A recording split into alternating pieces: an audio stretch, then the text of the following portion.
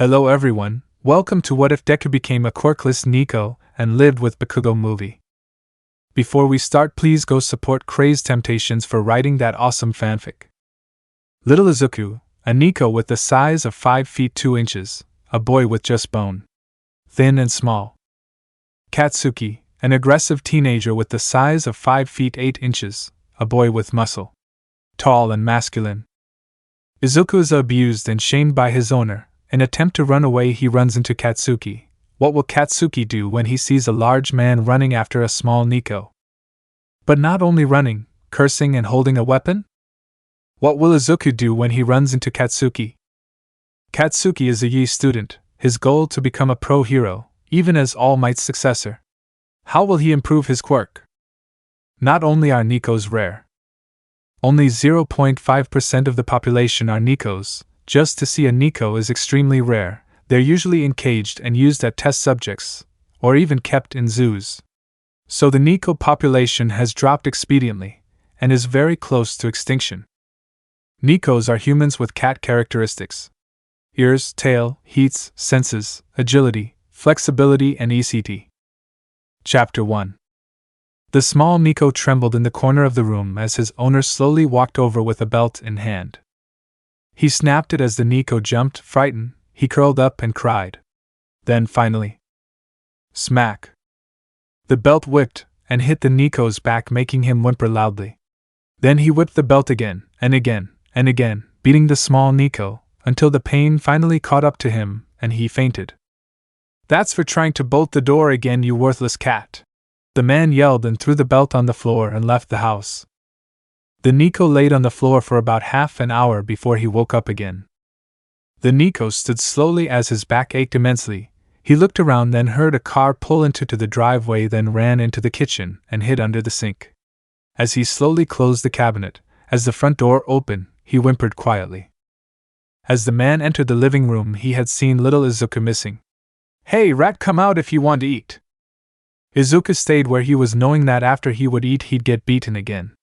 Little did Izuku know that the man, Tokoshi, knew exactly where he was. Tokoshi sighed and walked to the kitchen.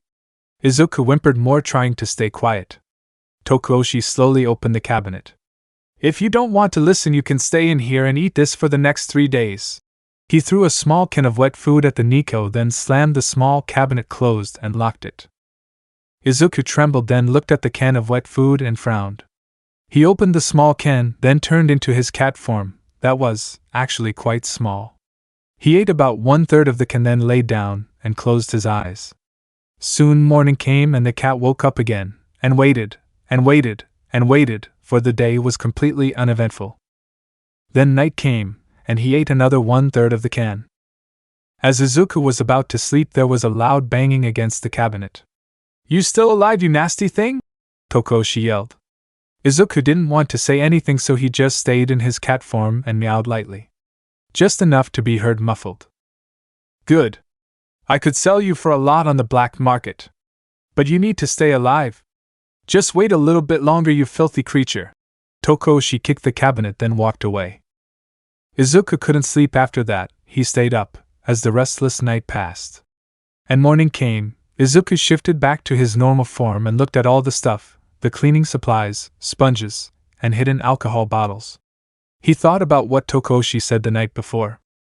He wanted him alive, so maybe if Izuku killed himself, it'd be revenge on Tokoshi. But not only that, he'd be let out of hell. But he didn't really want to die. Izuku shifted back into his cat form and ate the rest of the cat food. His body didn't really like him eating after not eating for so long. His stomach kept trying to reject the food. He shifted back to his human form and gagged. It felt nice eating after a while, but his body didn't like it as much as he did. Izuku tried to close his eyes in order to keep the food down, but it rejected and he gagged and coughed, and the food he had eaten in the past 2 days was for nothing. He complete vomited what was in his system. The Neko's eyes watered up, and tears spilled from his eyes very slowly. He was so dehydrated he barely had any tears to spill. The night passed and again he got no sleep. But once he was let out, he would bolt towards the door again, and in hope he'll be fast enough to escape. Izuku waited, and waited until it was night again. But the cabinet was still closed and locked. Then finally that satisfying sound of the cabinet finally unlocked and opened. Izuku quickly shifted to his cat form and bolted out of the cabinet. "Damn it, you disgrace!" Tokoshi yelled and stood running after the cat. Izuku shifted back to his original form and tried to unlock the front door as fast as he could. When he did, he swung the door open and ran out. Tokoshi ran after whilst taking his belt of getting ready to beat the Neko as soon as he catches it. He finally found someone in the black market that would take Neko for a decent price. He couldn't let his way of money get away. Katsuki, on the other hand, was walking home from his training with All Might, and had seen a small figure running towards him. Not being able to make out the figure, he squinted his eyes a bit. It was almost 11 o'clock at night. It was too dark to really see anything. Izuku panted heavily, trying to run faster, but his athletic ability failed him. He was way too unhealthy to be running. He then collapsed right in front of Katsuki. The ash-blonde boy stepped back. All he could really make out was a child, but when he squatted down and turned the boy over, he realized it was a Neko.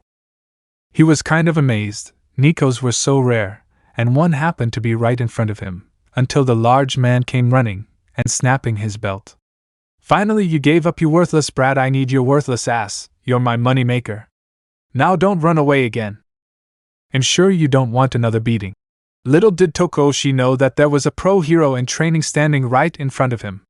It's illegal to abuse Nekos. I hope you know that, Katsuki said whilst picking up the small unconscious Neko in his arms. Tokoshi stepped back defensively. "Put him down. He's my cat." "First your name," Katsuki growled. "Tokoshi Ursala." "Now give me my cat," Tokoshi yelled, but how could he be so dumb to give out his name like that? "Ah, thank you for generously giving me your name. I'll be sure to report you the police." Katsuki ignored the demand. "Besides, how could you be so bucking dumb to give me your name? Is that how you got someone to buy him on the black market? Your dumb ass is probably on someone's hit list now," Katsuki continued. Tokoshi dropped his belt and started walking towards Katsuki. "Give me the cat." Katsuki held his hand out to the stranger and prepared to blast him. "Step closer and you won't have a bucking face hitch." Katsuki let his hand glow and let small spark fly from his hand as a warning. "Wow, so scary." The man rolled his eyes. But at that moment he went flying backwards.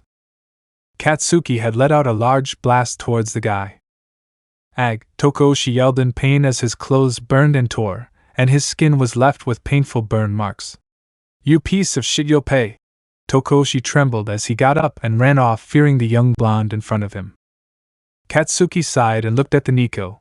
He was wearing extremely dirty and baggy clothes. He smelled like dirt and trash. His face was bruised and covered in dirt. His arms were covered in dirt as well.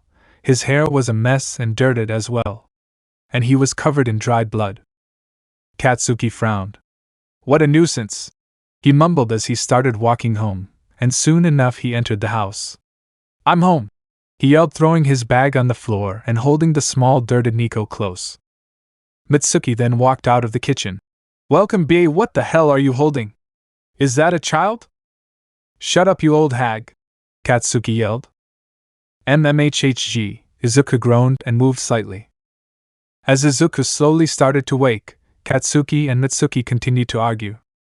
Izuku slowly looked up at the person holding him. His eyes widened, he freaked out and quickly pushed away. His back hit the floor with a small thud and yelped, then whimpered. Katsuki's attention was immediately drawn away from his mother and right to the Neko. "Shit!" Katsuki squatted down to help the Neko, and he quickly backed away whimpering. He then got up and ran to a corner trembling. "Explain, Katsuki," Mitsuki yelled. He groaned and stood up. "On my way back from training, this Neko passed out in front of me while he was running from his abusive owner. I'm going to report him tomorrow after training." "Neko?" Mitsuki asked. Katsuki rolled his eyes. "Yeah, are you bucking blind, you damned hag? He clearly has cat ears and a tail." She glared. "You brought home one of the rarest species?" she asked again. "Oh my god, yes, I did. Get over it, you old hag," he yelled, then slowly walked over to the corner the small Neko had ran and hid to. The Neko watched him and tucked his head down, whimpering softly. The Neko started to cry. Well, for what tears that were left. Katsuki kneeled down to him. Don't be scared, I won't hurt you. Katsuki spoke actually quite softly to the terrified Neko. But Izuku simply shook his head. Katsuki sighed and sat on the floor. Look at me, Katsuki spoke softly. Mitsuki watched as her son actually was nice and calm for once. The Neko gently glanced at the ash-blonde man that sat in front of him. Good, I won't hurt you, I promise, whether it's physically or mentally, Katsuki said. MHH? Izuku hummed. I promise. Do you know what that means? Katsuki asked. And Izuku softly nodded. Okay then, how about I get you a bath? Look at all this dirt, Katsuki said. Izuku tilted his head to the side, confused. Oh come on, don't tell me you don't know what a bath is, Katsuki teased. But Izuku shook his head. Oh hag. Katsuki. I'm going to bathe him. Mitsuki made no sound. Hag. I'm listening, twerp. Katsuki ched, then looked back at the small Neko. Katsuki shook his head, then slowly picked up the small Neko. Ayako Aocheno. Izuku whimpered and whined, pushing away from him, while Katsuki picked him up. Katsuki put him down quickly and stepped back. Buck. Izuku fell in the ground and sat there and cried softly, but no tears shed from his tired eyes. Katsuki lightly grabbed his hand. Stand up for me. Izuku nodded and stood slowly, crying softly. Good, now follow me.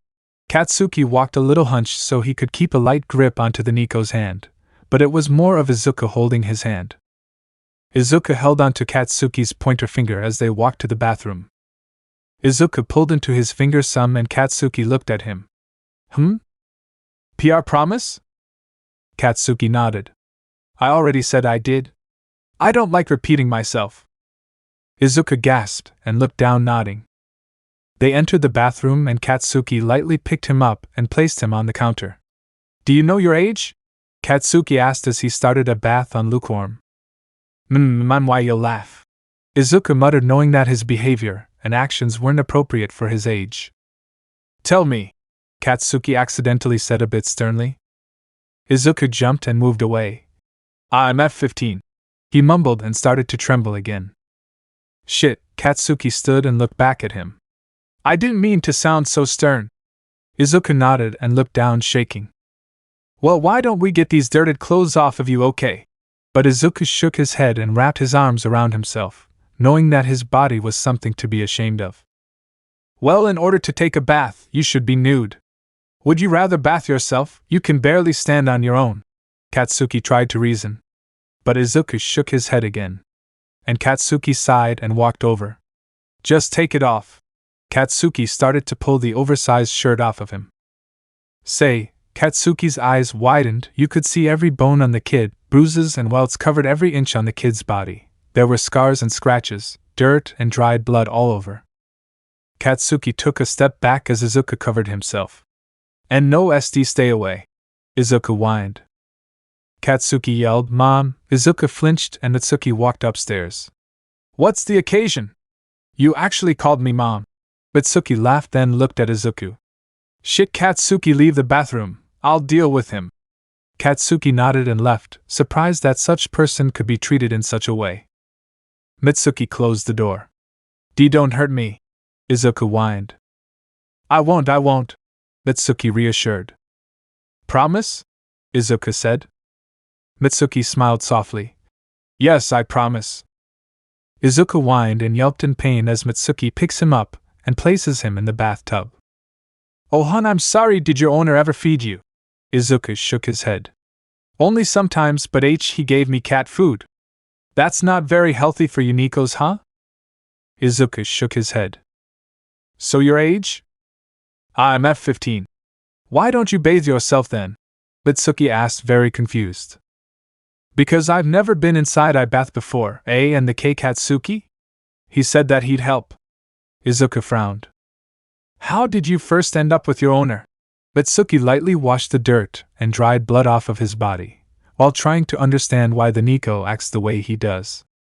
Well, I remember being in a dark area for a long time. I was in AC cage, then IW was sold, and I ended up with Tokoshi. He hurt me a lot if I didn't listen, or if I made the smallest mistake. He would barely feed me. He said that bad cats don't get food, so I understood sometimes he would video himself hurting him. Hun, pause. Mitsuki interrupted, completely angered by one's actions. Did I say something wrong? I'm sorry. Izuku looked down and closed his eyes tight, ready for some type of punishment. Mitsuki looked at him and stood. Izuku flinched and tucked his head further down. Mitsuki left. Katsuki, please take over. She didn't want to say something that would scare the Neko. But little did Izuku know that Katsuki was sitting by the door, listening. He was upset about it. Angry, very angry. Let's finish up, okay? Katsuki said. Izuku looked up confused. No punishment? What? Katsuki was absolutely surprised. Why in the hell would we punish you? Izuku flinched. I think I made her mad. Usually I get punishment for making someone mad. No, you won't get punishment, and you didn't make her mad. Oh, Izuku sighed in relief. Katsuki sat on the floor and drained the dirted water, then turned on the shower head. He pulled it off and washed Izuku's hair gently as Izuku's ears drooped and his hair fell in his face. Ugh, the Neko groaned. But once all the dirt had been washed out, a lovely green color came out. Katsuki then washed his back and face. There. He turned the shower off and left to get a towel. You're short, do you know your height? Izuku shook his head. You look about 4 foot something. Have you seen any other Nekos? Izuku nodded as Katsuki wrapped a towel around him. Do you know what happened to them? Izuku nodded again, but slowly. What happened? Katsuki asked as he looked at Izuku. They died. The people said they were ugly and disgraceful because no one would buy them, so they shot them and killed them, Izuku explained. Oh, okay then. Yeah, I was shot, but I didn't die, the Neko smiled. And since I didn't die, they kept me until someone bought me, but that wasn't very fun. His smile turned into a frown very quickly. You're with me now, leave the past behind, okay? Katsuki reassured him. And Izuku nodded and grabbed Katsuki's finger. It's cold, and I'm dizzy. Katsuki picked him up and walked to his room. Just wait a minute. Katsuki places him on the bed and looked in his closet to find nothing that could fit him. So he just grabs one of his hoodies and removed the towel from Izuku. And slid the hoodie on and over Izuku's head. Thank you. Izuku mumbled and drooped. Katsuki picked him up gently and walked to the kitchen and got him a glass of water. Drink. He handed Izuku the cup and he took it. He drank it a bit quickly. I am more, please. Of course. Katsuki placed him on the counter and filled that cup again and handed it to him as he drank it again. Then Izuku filled it up himself and drank more. Mhhh, he panted lightly. Don't drink too much, you'll get yourself sick. Oh, okay. Izuku placed the cup down and pushes himself off the counter. Ugh. Careful, it's midnight. I have to wake up early for school. So let's get you to bed. Katsuki groaned, watching the Neko. Izuku nodded, a bit confused. He didn't know what school was. But he just shuffled to the staircase and slowly limped up the stairs to Katsuki's room, while Katsuki followed behind, watching with a soft gaze. Katsuki closed his door, and when he turned around he saw the Neko laying on the floor, curled up. What are you doing? Huh? My owner said that cats are meant to sleep on the floor. No. Katsuki picked him up and placed him on the bed. Are we really? Really what? Katsuki grumbled. I can sleep on the bed? The Neko smiled. Yeah. Katsuki changed into pajamas and laid in bed. Hey, Neko, what's your name? Izuku. Katsuki closed his eyes. Sleep, Izuku. He groaned. Yes, sir. Izuku moved to the end of the bed and curled up. And he finally fell asleep peacefully. And Katsuki knew tomorrow would be hell. Because he went to bed so late. And so that is that last type of training he'll do with All Might. Because going to bed at midnight is not worth it. Chapter 2. The next morning arose. Katsuki's alarm screamed throughout his room, telling him to wake up. He opened his eyes tiredly and looked around. But I sure as hell didn't get enough sleep. Katsuki sat up. The Neko the. Katsuki looked around frantically. The Neko was gone. He looked at his door, which had still been closed. Buck, what was his name? Shit, Neko. He just called the cat out by its species. Katsuki got out of his bed. Then saw out of the corner of his eye the Neko, hiding between the wall and Katsuki's desk. You little bucker! Katsuki yelled. Izuku jumped and whimpered, tucking his head down. Katsuki growled, walking over and grabbed the Neko by the front of the jacket and threw him back away from a corner he was tucked away in. Huang, ouch! The Neko whined in pain, quickly sitting up and scrambling away from him just to get blocked by a wall. Why the hell would you hide like that?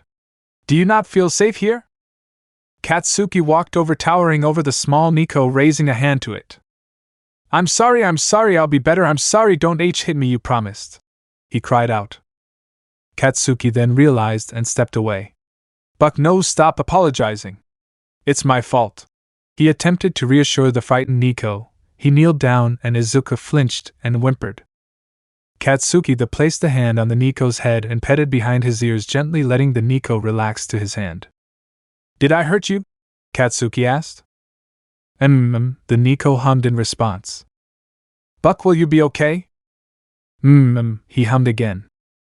I have to go get ready for school. Katsuki stood and left for the bathroom to shower. Izuku shifted to his cat exterior and curled up in the corner.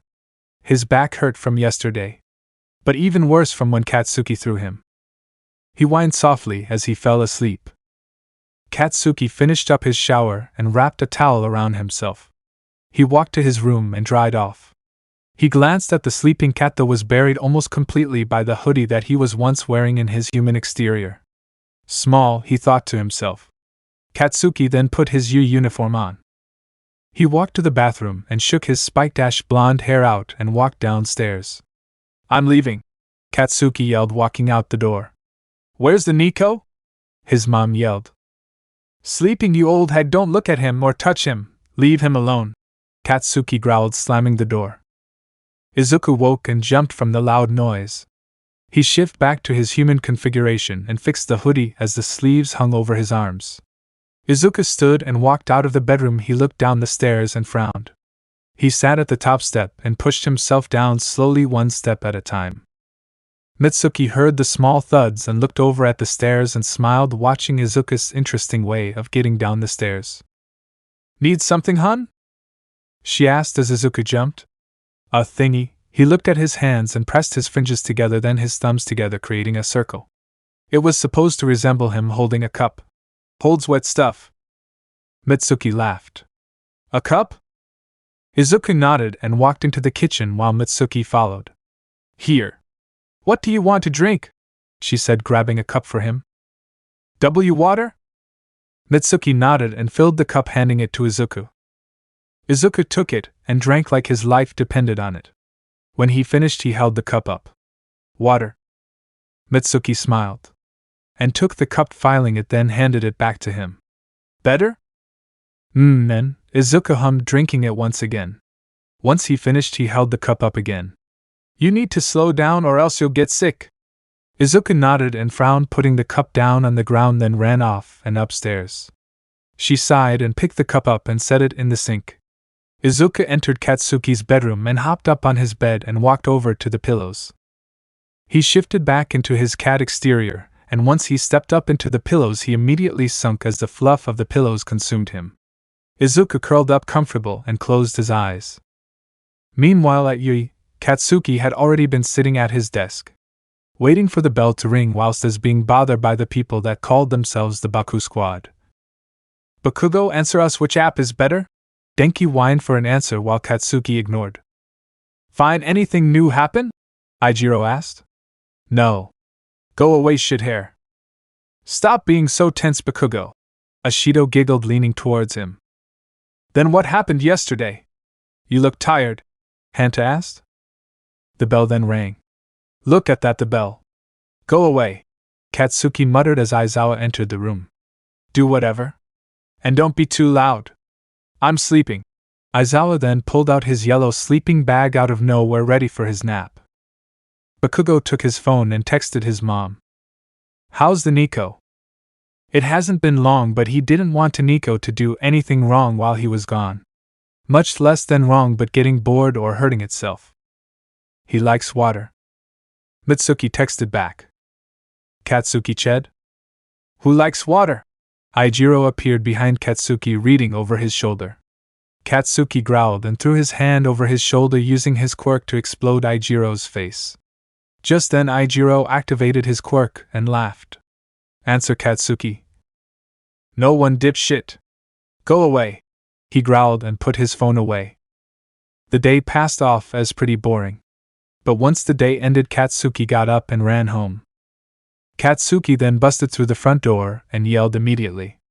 Where is he, Hag? He slammed the door behind him, waiting for the yell back at him. At least greet me, you brat. Hello, Hag. Now where is he? Katsuki growled impatiently. I don't know. You told me not to look at him or touch him, Mitsuki argued. Katsuki ched and stomped upstairs and entered his room, slamming the door. Izuku whimpered and buried his small cat configuration in the pillows. Neko?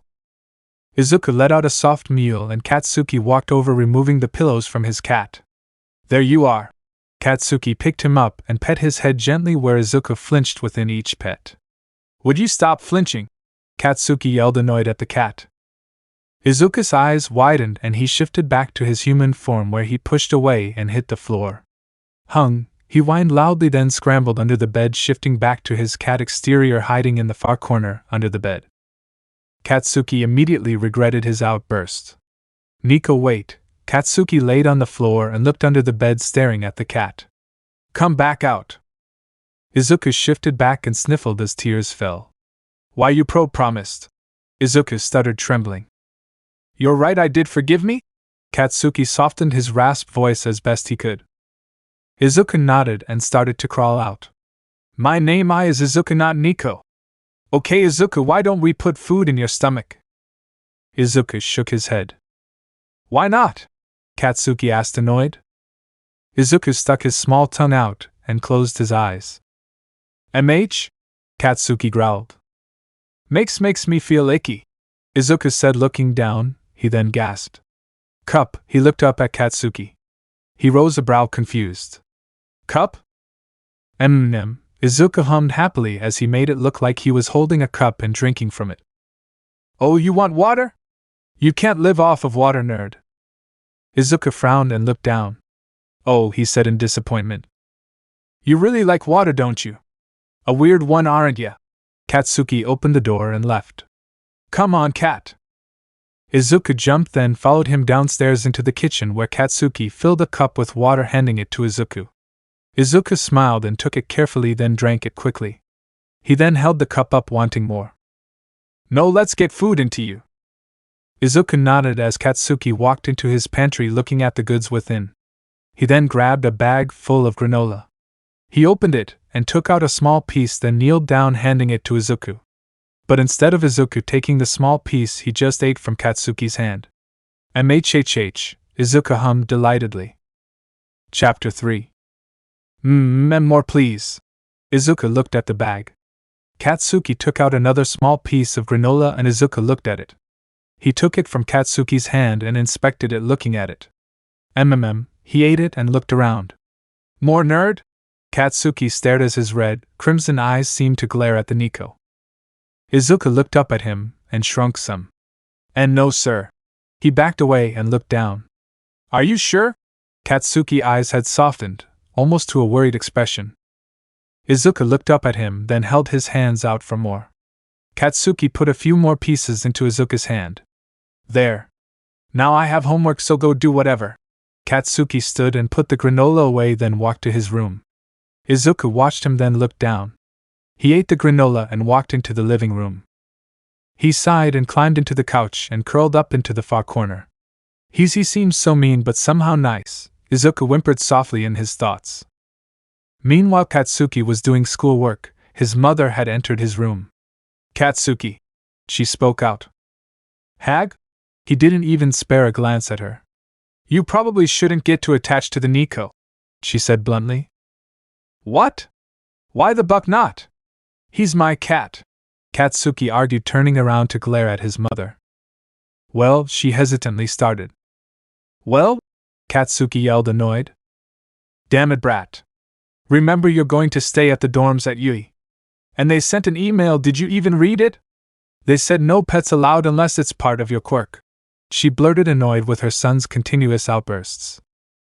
Okay, well, he's also part human, Katsuki argued. No outsiders, brat. Okay. Well, I can always come back home to see him. Why are you being so uptight? What? Are you going to get rid of him while I'm gone? He turned around back towards his desk. He waited for an answer. But no answer came. Hag? Katsuki looked at her. He stood abruptly, slamming his hands on his desk. You were going to get rid of him? He yelled. Katsuki, I can't have him here while I'll be busy all the time. Were you going to sell him? Put him in a zoo? He's a Neko, Mom. Katsuki let out a few sparks from his hands in anger. He's a little boy with ears and a tail, I can't keep him. Are you serious? Get out, you old hag. The arguing continued while Izuku trembled downstairs. He whimpered softly and walked to the front door. He opened it slowly, then walked out. He just walked to the side of the house and sat there, not too far, but enough to let the yelling be muffled. The yelling was too much for the small Neko. Little did Izuku know, he didn't close the front door all the way. Around 10 minutes later, the arguing died down and ended with a slammed door. Mitsuki walked down and saw the front door opened, well cracked. Shit, she thought to herself. Brat. Don't talk to me, he responded. Mitsuki ran upstairs and opened his door. Your cat left you, brat. Katsuki went silent, then stood leaving his room. Shut up, he muttered, annoyed. He walked downstairs and looked at the front door. He growled softly and left, closing the door behind him. Izuku? He yelled. Buck, it's cold. Katsuki knew that Izuku wouldn't have gone far considering how cold it was and how small the Neko is. But someone may have snatched him up. Katsuki looked around the neighborhood for about 30 minutes. Unknown to Katsuki, he was worried that Izuku may have gotten hurt. Even worse, he forgot to report Izuku's old owner, Tokoshi. Izuku could be in danger. Katsuki started to walk back to his house when he saw a small being laying by his house. He walked over to investigate to only find a sleeping Izuku. He fumed with anger. He worried over the Neko just to find it at his house. Katsuki was slightly relieved but mostly angry. He grabbed the hood of the jacket the Neko was wearing and started to drag him to the front door. Izuku jolted awake, being choked by the hoodie. Yuuei, he gasped and pulled at the hem of the hoodie, trying to make a small pocket so it wouldn't press further against his throat. Katsuki gripped the hoodie and yanked it further, then pulled him through the front door and threw him forwards. Izuku gasped and coughed as tears fell. Mitsuki, who had been sitting on the couch, watched and stood.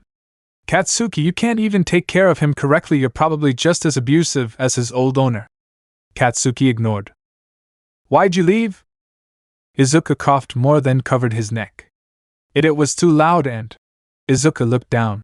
I didn't think it'd matter because why you guys want to get rid of me anyways? Katsuki was taken back immediately and knelt down to him. No, I don't want to get rid of you. Izuku started to sob. But you keep hurting me. Deku. My name isn't Deku, Izuku argued. Who gave you your name? My old owner. Izuku backed away. I don't like it. I'm naming you Deku. Izuku nodded. Oh, okay, he just gave up. There was no point in creating an argument over a name that didn't matter. Mitsuki shook her head and left to her room. Katsuki picked Izuku up. Oh, I'll wait, it hurts. Katsuki put him down immediately. What? What hurts? He yelled worriedly. And my wounds from yesterday and my side, I'm sorry. Katsuki shook his head. Let's get you a bath, okay? And I guess I'll look at your wounds. Katsuki took his hand and started walking upstairs. I'm dizzy, Kaken. Kaken? Katsuki glared at Izuku. Sorry. Izuku pulled his hand away before fully making it upstairs. He sat down and panted softly. Hey, Izuku laid down on the step. I'm really dizzy, he whimpered, shifting to his cat exterior. Deku? Katsuki picked the small cat up that was inside the hoodie that he once wore. But Katsuki felt an instant wet once he touched it. He glanced at his hand. His once disgusted expression turned to worry when he saw a crimson liquid plastered on his hand. Katsuki ran to the bathroom and took the small cat out of the hoodie. His fur was covered in blood. Hey, shift back to human, Katsuki yelled. Izuku glances at him, and did so. I'm bleeding, Kaken, Izuku whimpered. Nah dip, Katsuki growled, holding the small being within his arms. He saw the large open gash on Izuku's side. Reopened to say. Katsuki must has reopened it when trying to pick Izuku up. Izuku closed his eyes and went pale. No, keep your eyes open, Mom. Izuku opened his eyes again as Katsuki started to fill the tub with water in order to wash to bloody the surrounded the wound. He used the hoodie not only to cover Izuku's nude body but to stop the bleeding. Stay awake, Deku. Mitsuki soon entered the bathroom and saw blood in the floor. Katsuki? Help me, you old hag. Did you do this? No. Mitsuki took the boy from Katsuki, putting more pressure upon the wound. You ugak, it hurts, Izuku cried out. Mom, you're hurting him, stop. Hey Brad, in order to stop the bleeding I need to put pressure on the wound. Katsuki growled and took Izuku, placing him in the water. The crimson that once plastered his skin washed away in the water, now turning the water into a dull transparent pink. Get bandages. His mom left to gather an aid kit, while Izuku, his eyes closed again, and his breathing became labored. Kaken, he whined as his body relaxed. Hey, I said keep your eyes open, Deku, Katsuki yelled. But the Neko fell unconscious. Mitsuki entered the bathroom with the aid kit. The next 30 minutes were quiet as they spent a great deal of time wrapping each wound that had a possibility of reopening again. Around 21:32, Katsuki had Izuku comfortably laying next to him in bed. Mitsuki entered the room and began to speak. Katsuki, he started. Katsuki rolled his eyes, knowing exactly what she was going to say to him. They finished the dorms today, they're having everyone move into them tomorrow. So you need to wake up early and pack your things. They're using tomorrow as a free day for everyone to get moved in. So don't waste it. Got it, brat? Katsuki groaned tiredly, although he was prepared for her to say that he just wanted to sleep. Mitsuki soon left after turning off the light and shutting the door. Katsuki had turned to Izuku and examined him. His forest green curls that went out in every which way, his freckled cheeks, his small body, his softly cat ears, his fluffed tail, his thin arms. Katsuki then started to notice the smaller features. The bags under Izuku's eyes, the random scarring along his body. Katsuki frowned. People are really assholes nowadays. The Neko shifted and whined, curling up. Katsuki exhaled, then moved the green curls from Izuku's face. You have big eyes, huh? Katsuki muttered, knowing he wouldn't get an answer. Katsuki never thought of owning a pet. And for sure not a Neko. They've gone completely extinct in USA and the UK. There's less than 1% within the population, and part of that percent is right in front of Katsuki. The Neko whimpered and inched closer to Katsuki. He sighed and pet him gently behind the ears. Izuku started to purr. As Katsuki continued, the purring grew louder. The purring was gentle, it filled the room. Katsuki smiled and relaxed. He soon stopped and turned away from his new pet and closed his eyes, where he slept peacefully. Good night, Deku. Chapter 4.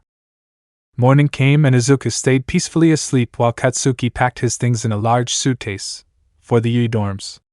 Katsuki looked at his Neko in awe, slightly disappointing that his mother plans to get rid of him while he's gone. But he's sure she wouldn't do that, for the sake of Izuku's life. Katsuki sat on his bed and watched him sleep. He then leaned, laying on his side, messing with Izuku's tail as it twitched in his sleep. So small and soft, he muttered under his breath. He stood slowly and grabbed his phone and charger, stuffing them in the front pocket of his suitcase. He then grabbed his suitcase handle and walked to his living room. I'm leaving, was the last thing Katsuki said before leaving the house. Mitsuki grunted at his lack of a goodbye. The morning dew was nice and cool. Katsuki walked his way to Yuuei, then straight to the new built dorms. No one had any clue what dorm room they'll be put in, but for all they know is that they get to pick and decorate. Katsuki arrived a bit early, so he waited for others to arrive. He sat in the lobby on the couch. After a while he had gotten bored and picked his own room, easily setting it up. He then flopped on the new bed and closed his eyes where he had unknowingly fallen asleep. After a few hours, people of Class 1A started to pile into the newly built dorms and pick their rooms, setting up. Lunch hours had came around and Katsuki had opened his eyes and sat up yawning. Bucking fell asleep. He groaned and stood walking out of his dorm into the main lobby, seeing everyone bustling and talking about. "Wow, Bakugo, you're actually here!" Kirishima yelled from across the lobby, getting everyone's attention. "I've been here, dimwit!" Katsuki grunted, heading to the front doors of the dorm. "For how long? Wait, where are you going?" Katsuki growled, ignoring him, leaving campus, walking straight to his house. Katsuki had entered his house. He then looked at his mother, how stressfully tapped her foot against the ground. He grunted as Mitsuki glances at him. "Katsuki, your cat won't eat. Go make him eat," she stated sternly. "Did you at least try giving him granola or water?" "Yes, and he refused." Katsuki sighed and walked to the pantry and grabbed the bag of granola, then walked to the fridge, opening it, grabbing a water bottle. "I have to leave after this." Mitsuki nodded, watching her son walk to his room. He opened the door and looked around. "Deku?" he stated sternly. Izuku had came out of the closet and looked at Katsuki. "Keikaken," he yelled, running over and hugging his leg. Katsuki pushes him back some and squatted down. "Eat." He took out some granola and handed a few pieces to him. Izuku took them and started eating. Yummy." "And drink this," Katsuki said while opening the water. Izuku nodded, eating the rest of the granola given to him, that took the water bottle, drinking a fourth of it. "Thank you," he smiled lightly, looking down. Katsuki nodded and grabbed his earbuds from his desk. "I have to leave. Behave, okay?" Izuku nodded and crawled up into the bed, holding the water bottle steadily. "Here." Katsuki handing him the cap to the bottle. "Just twist it on." Izuku nodded again. "I'll see you eventually." Katsuki walked to the kitchen, putting the granola up. "I'm leaving." He then left out the front door and walked back to the Yuuei dorms. Once Katsuki arrived back, he walked straight to his room and sighed. "Stupid cat can't feed itself," he muttered and laid on his bed. As he laid there, his phone dinged. He picked up his phone and saw an email from the school. As he opened and read it, he saw that they were canceling the rest of TH week as well to get other classes moved in too. He growled and threw his phone to the side. "Great. How bucking great. This shit's so bucking boring, damn it." A few days passed and most people were done packing and unpacking. All Might had paused training for the week, even though Katsuki had asked to train due to his bored state. Katsuki had gotten a text from his mother. "I'm sorry I didn't text you yesterday, Katsuki. But yesterday morning I had to leave for a business trip to the US. I'm also sorry about your cat. I told you I'd do it." Katsuki read it, confused. "What about his cat? What did you do with my cat?" Katsuki sat up. He then got out of bed and slipped on his shoes, preparing for the worst. "I didn't give him to anyone. I didn't give him to a zoo, and I didn't put him in the pound or anything." Katsuki growled at the response. "She's beating around the bush. What did you do with DKU?" He replied instantly. He then stuffed his phone in his pocket and ran out of his room and out of the Yuuei dorms blindly, not really knowing where to go. Until his phone rang. He looked at the text. "I left him in the city. He still might be in the alley I left him at. I think I left him on Orangewood." Katsuki texted back, heading towards the city. "How long has he been there?" And reply was sent instantly. "I dropped him off around 4 in the morning yesterday. Besides, he wasn't eating or drinking anything. He wouldn't leave your room. I can't take care of him. Including when you're a full-time hero in training." Katsuki started to run. Lately it's been getting colder since winter started coming around.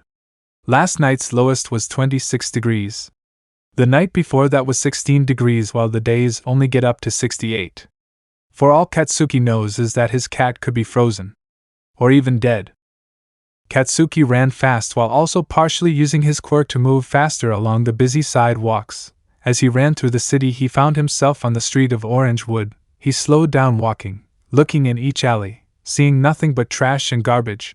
As he was making his way till the end of the street, it was oddly empty. He heard fighting and light whimpers coming from the last alley. As he got closer, the whimpers were turned into cries and weak yells. As Katsuki turned to the alley, he saw the familiar small figure being strangled and beat by 3 men. One looked oddly familiar. Tokoshi, strangling and beating the green Neko as he helplessly struggled. "I bucking found you again. I guess the person who took you couldn't take care of your worthless ass, you worthless piece of shit. You dare run your ass away again, and I won't be gentle." Izuku began to stop struggling, as he let out a soft cough before giving up and closing his eyes. Katsuki ran in and punched Tokoshi across the face. Tokoshi kept his grip on the greenette's throat. The other 2 men backed away. "I thought you said no one would be around, Tokoshi," one of them said. He held a large syringe within his hand. "I guess I was wrong here, just get the blood sample and go, damn it," he yelled. Katsuki had enough of this bullshit. He let sparks fly from his hands as he stomped over. He quickly grabbed Tokoshi by the face and blasted him, making him fly back as he let go of the lifeless Neko. The other 2 back away, soon running off. "Buckin' pussies." He looked at Izuku and ran over, kneeling to him. "Hey Deku, wake up." He picked him up and ran out of the alley. Izuku coughed as his eyes fluttered open, gasping for air, coughing. "Shift to your cat form," he said sternly. Izuku nodded, shivering excessively. "I'm sorry for being bad." Izuku stuttered with his rasped voice. He then slowly shifted to his cat exterior, as Katsuki held him close, running faster towards Yuuei. He mumbled many curse words under his breath as he ran quickly upon campus into the dorms. He ran past All Might. "Young Bakugo, young?" Katsuki ignored, running faster, entering the Class 1A dorms loudly. He then ran up to his room and slammed the door while his classmates stared at his unusual behavior. That was Bakugo. Right. Denki mumbled. "I've never seen him run so fast." Uraraka looked at her fellow classmates. "Something seems wrong, Karo," Tsuyu announced. "I'll go check on him." Kirishima stood and started to walk to Katsuki's room. Meanwhile, Katsuki had laid in bed and kept Izuku wrapped in a blanket laying on Katsuki's chest while his hand created small sparks warming him up. Izuku meowed softly and closed his eyes. "Keep your eyes open," he said, and Izuku did. A small knock came from his door. Katsuki moved Izuku to the side and walked to his dorm, opening it. "What dimwit?" he growled lowly. "I was just checking up on you. You were running pretty fast." Katsuki shrugged and began to close his door. "Go away, buckface. I heard you talking to someone. And don't act like nothing happened. That's not manly." Katsuki grunted and slammed his door, locking it. "Go away." He walked over to his bed to see Izuku's eyes closed. "Deku, open your eyes." His eyes remained closed. Katsuki picked him up to feel the small frozen kitten. "Shit. Shit." Katsuki then looked at his crimson-colored hands. He then looked at his blanket that had also been covered in blood. Katsuki bit his lip and looked around. "Recovery girl?" "No, just warm him." Katsuki unlocked his door and ran out of his dorm room to the shared bathrooms. He then turned on a sink, putting it on a somewhat lukewarm, letting the cat under, rinsing the blood away and warming the small body. Izuku's breathing was slow and labored while small whimpers came from him. Katsuki rinsed the blood and warmed him as gently as possible. He then laid the small Neko down, letting the water gentle run against his side. As Katsuki took off his hoodie, he then picked up the cat, wrapping Izuku within it. He rinsed the sink out and turned the water off. Just as he was about to leave, someone entered the bathroom. Todoroki. "Damn it, they're going to take him or tell Aizawa about Deku's shit." Chapter 5. Once Todoroki entered, he glanced at Katsuki, then down, seeing something wrapped in a jacket. "MH, what is that?" Todoroki asked. Katsuki grunted and ignored, walking past. "Maybe not, it's just half and half." "Is that a cat?" "No." Katsuki replied, walking out into Recovery Girl's office. "I have no bucking choice." Katsuki took a deep breath and ran to Recovery Girl's office. As he entered her office, he started to yell. "Recovery Girl!" She looked up from her desk and stared at him. "Bakugo? Help me, please!" He sighed, laying Izuku down on the bed. "Shift Deku." Izuku glances at him, then exhaled, shifting to his Neko exterior. That's a Neko? Katsuki nodded. Please help him, I'm tired of wrapping his wounds. How is he getting them? She stood and shuffled over, looking down at the small being. Before I found him, his owner was beating him and trying to sell him in the black market. Before he was with that owner, he was for sale in the black market where they were beat. They? She stated. The other Nekos, but they're dead. They were killed. Izuku started to close his eyes once again. Chio began to move Izuku's oversized hoodie up. She noticed the bruising, scars, cuts and gashes that started at his legs as they traveled up to his torso and up his neck, some even places upon his face. She bit her lip and sighed. Okay then. After half an hour of attempting to heal Izuku's wounds with kisses, Katsuki carried Izuku in his cat exterior back to his dorm room. Stupid cat, you're not allowed to leave my dorm, he mumbled as Izuku meowed in response. As Katsuki entered, he placed the cat on his bed. I have to wash my blanket because of you, Bucker. He wrapped up his blanket and also took his hoodie that Izuku was once wrapped in and walked out to the laundry room where he started a load of laundry. He then left to his dorm but stopped by Todoroki. What, half and half? Katsuki pushes past him. You have a cat, he spoke out. Katsuki growled. What's it to you? No answer came, so Katsuki just left. Bastard, he muttered before entering his room. Deku. He walked over to his bed looking at the sleeping boy. Katsuki sighed. My cat, he mumbled and pet behind his ears as he purred softly. Deku, wake up. Katsuki then moved his hand to Izuku's forehead. You have a fever. Izuku opened his eyes. Kaken, it's cold. Katsuki stood and grabbed a hoodie for him, then walked over. Sit up. Izuku sat up slowly, whimpering softly. I know it hurts, but you'll be fine. Katsuki then slipped the hoodie over Izuku's head. You can rest. But I have to make rules. You're not allowed to leave this room. If someone knocks and you don't know who it is, you don't answer. If you hear the door open or knocked on, hide. Even if it's me. Until you know I'm the only one in the room, you're safe. Got it? He glared softly at Izuku. Izuku nodded, confused why the rules were necessary. Yes, Kaken. You're not allowed in this building. You're an outsider. And a pet. Izuku nodded and pulls the hood over his head and curled up. I'm sleeping, I don't feel good, Kaken. Katsuki sighed. Worthless piece of shit. Izuku winced and whined softly, ignoring. The week passed by quickly. Izuku stayed asleep for most of it because of his pained body. But not only that, his weak immune kept him sick. His fever lacked to drop. Present day, Katsuki got ready for class. He hasn't been able to take his eyes off of Izuku considering his weak and ill body. I'll probably be back, Deku. Katsuki left early to go find Aizawa and talk to him about Izuku. While Katsuki walked along campus, he ran into Toshinori. All Might, do you know where Aizawa-sensei is? Bakugo, my boy. I'm sure he's in my office right now. I was just talking to him. Katsuki nodded. Also, we have training today. Katsuki grunted and walked off. I'm not staying late again, he muttered, walking to All Might's office, and as soon as he entered, there was Aizawa. Aizawa-sensei, Katsuki announced rudely. Problem, child? Why are you bothering me so early in the morning? He sighed. Can I talk to you? Katsuki walked closer. Aizawa glances at him and sighed. Speak up, kid. Katsuki grunted and began to speak. Before you get mad. If it'll make me mad, then leave. Katsuki continued. I have a cat living in my dorm. He is extremely sick and I can't leave him unattended. Can I bring him to class? Aizawa looked at Katsuki. A cat? Katsuki nodded. Yeah, did you not hear me the first time? Aizawa sighed. Yes, just don't make a ruckus. Katsuki nodded and left to the dorms. He took out his phone, looking at the time. He had 20 minutes to grab Deku, then go to class.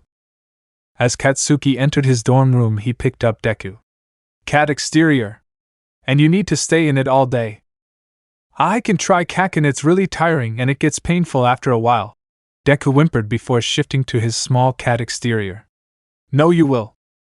As Deku shifted to his cat exterior, all was left was his jacket and a small kitten inside. Katsuki wrapped the hoodie up, leaving a breathing hole for him. He then left his dorm holding Deku carefully. He entered the class and sat at his desk, keeping Deku in his lap. As the bell rang, people began piling into the class. Kirishima came up behind him. "What's in your lap, Baku bro?" "Nothing, dimwit." Katsuki stared straight, whilst his elbow rested on his desk and his head rested in his hands. Kirishima suspected and snatched the supposedly folded hoodie out from Katsuki's lap. A loud whimper came from the hoodie and Kirishima jumped instantly, and his instinct was to throw it. Katsuki stood quickly. "Damn it, shitty hair, what the buck is wrong with you?" Everyone looked at Katsuki as he ran in front of the class and picked up the still wrapped Deku carefully, and walked out of class sitting by the doors. Everyone looked at each other confused. He unwrapped Deku carefully and held him close as he whimpered, shaking.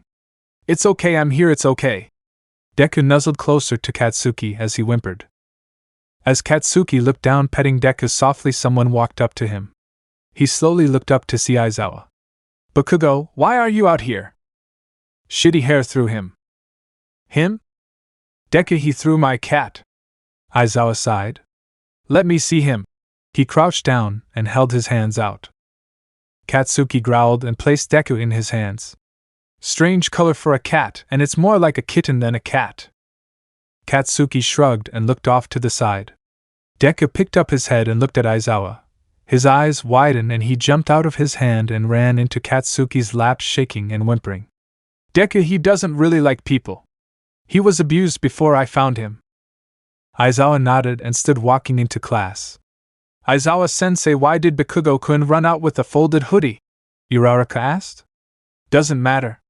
Let's start class." Katsuki sat outside the class holding Deku close to his chest. "Are you okay?"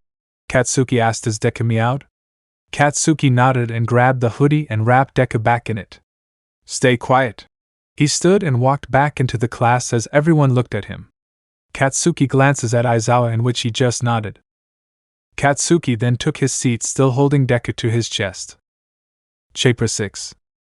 As Katsuki kept Deku close to his chest and Aizawa talked to the class. Some point during the lecture, Deku moved his way out of the hoodie and moved to Katsuki's shoulder, where he curled up and laid there. "Deku," he mumbled. Deku meowed softly, which caught people's attention. They all looked in Katsuki's direction. "Bakugo has a cat, Karo?" Tsuyu said, looking at him.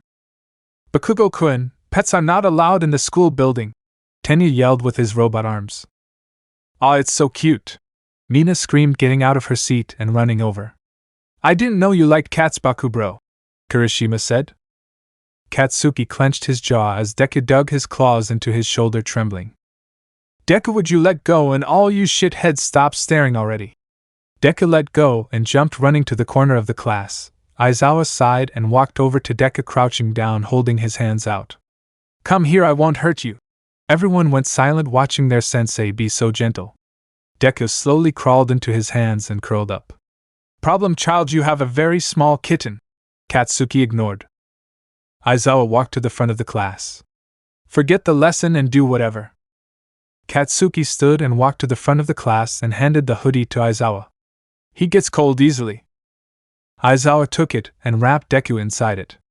Katsuki walked back to his desk and laid his head down. Everyone seemed speechless for the time being until Denki started up a conversation, leading others to also talk and chat. "Bakugo, why is your cat green?" Uraraka walked over and asked. "Dunno, airhead. I've never seen a green cat before. And that concerns me, why?" "Beck. Didn't ask, go away, floaty hitch." She pouted and walked away. School was nearing the end and Aizawa was still holding Deku. Katsuki sat up and sighed, bored of the day. Everyone went silent when they started hearing pained meows and whimpers come from the front of the class. Katsuki stood quickly and walked to the front, talking to Deku. "Are you in pain? What hurts?" Deku meowed in response. Everyone watched Katsuki's reaction. He was concerned. Katsuki looked back and growled. "Stop staring, you bucking extras." Everyone looked away. "Deku. What's wrong? Are you in pain?" He meowed again. "He's a cat, Bakugo, he can't understand you." Aizawa stared. Shut up, he yelled, snatching Deku, holding him close. Sure, it's okay. Deku meowed again and whimpered more, pushing away from Katsuki, soon landing in the floor. Todoroki leaned to the floor and tapped on the ground, gently getting Deku's attention. Come! Todoroki spoke as Deku walked over slowly. Some people looked at Todoroki as he picked up Deku and held him. Half and half, Katsuki growled under his breath. I'm just holding him, he said in his usual monotone voice. Deku meowed softly, feeling the different temperatures against his fur, cold and warmth. He relaxed and closed his eyes as Todoroki gently pet him. Bakugo, Aizawa spoke. Sensei? He growled, turning towards him. Why is your cat green? Usually cat fur is natural, like gray, white, brown, black. Are you sure he isn't any? He was interrupted by Momo. Aizawa-sensei Nekos went extinct 3 days ago. There's no way that Deku's a Neko. Aizawa sighed. Extinct? Katsuki mumbled. What, Bakugo? Katsuki shook his head and walked over to Todoroki sitting in the floor. He pushed Todoroki's hand away and pet Deku gently. Brat, Deku meowed and nuzzles into his hand. Come here, Deku. He sat up and slowly got out of Todoroki's lap and laid in Katsuki's lap, meowing softly. He's obedient, Todoroki said. Yeah. That's why I like him. Katsuki stood and held Deku close. Does he know tricks? Uraraka yelled. Katsuki grumbled. Yeah, he muttered. Really, Baku bro? Show us what he can do. The class watched as Katsuki grumbled, walking to the front of the class, sitting down. He even has Aizawa intrigued. If you listen, I'll give you extra pets later. Got it, rat? Deku meowed, complying with him. Katsuki sighed and rested his elbow on his knee whilst laying his head in his hand. Sit. Izuku complied and sat. Lay down. Again he complied, laying down. Roll. Izuku rolled over. Stand. He stopped and stood up. Katsuki grinned. Hiss. He hesitated, then hissed at Katsuki. Feisty. Spin, rat. Izuku did a slow 360. Speak. He meowed softly. Go claw half and half. Katsuki grinned more. Bakugo-kun, I don't think he knows that command. Ida spoke. Others laughed until Izuku started to walk towards Todoroki. Did you teach him that, Bakugo-kun? Uraraka yelled. No. He's just smart. Izuku looks up at Todoroki and hesitated. Todoroki looked down at him. Do you want to be held? He said in his usual monotone voice.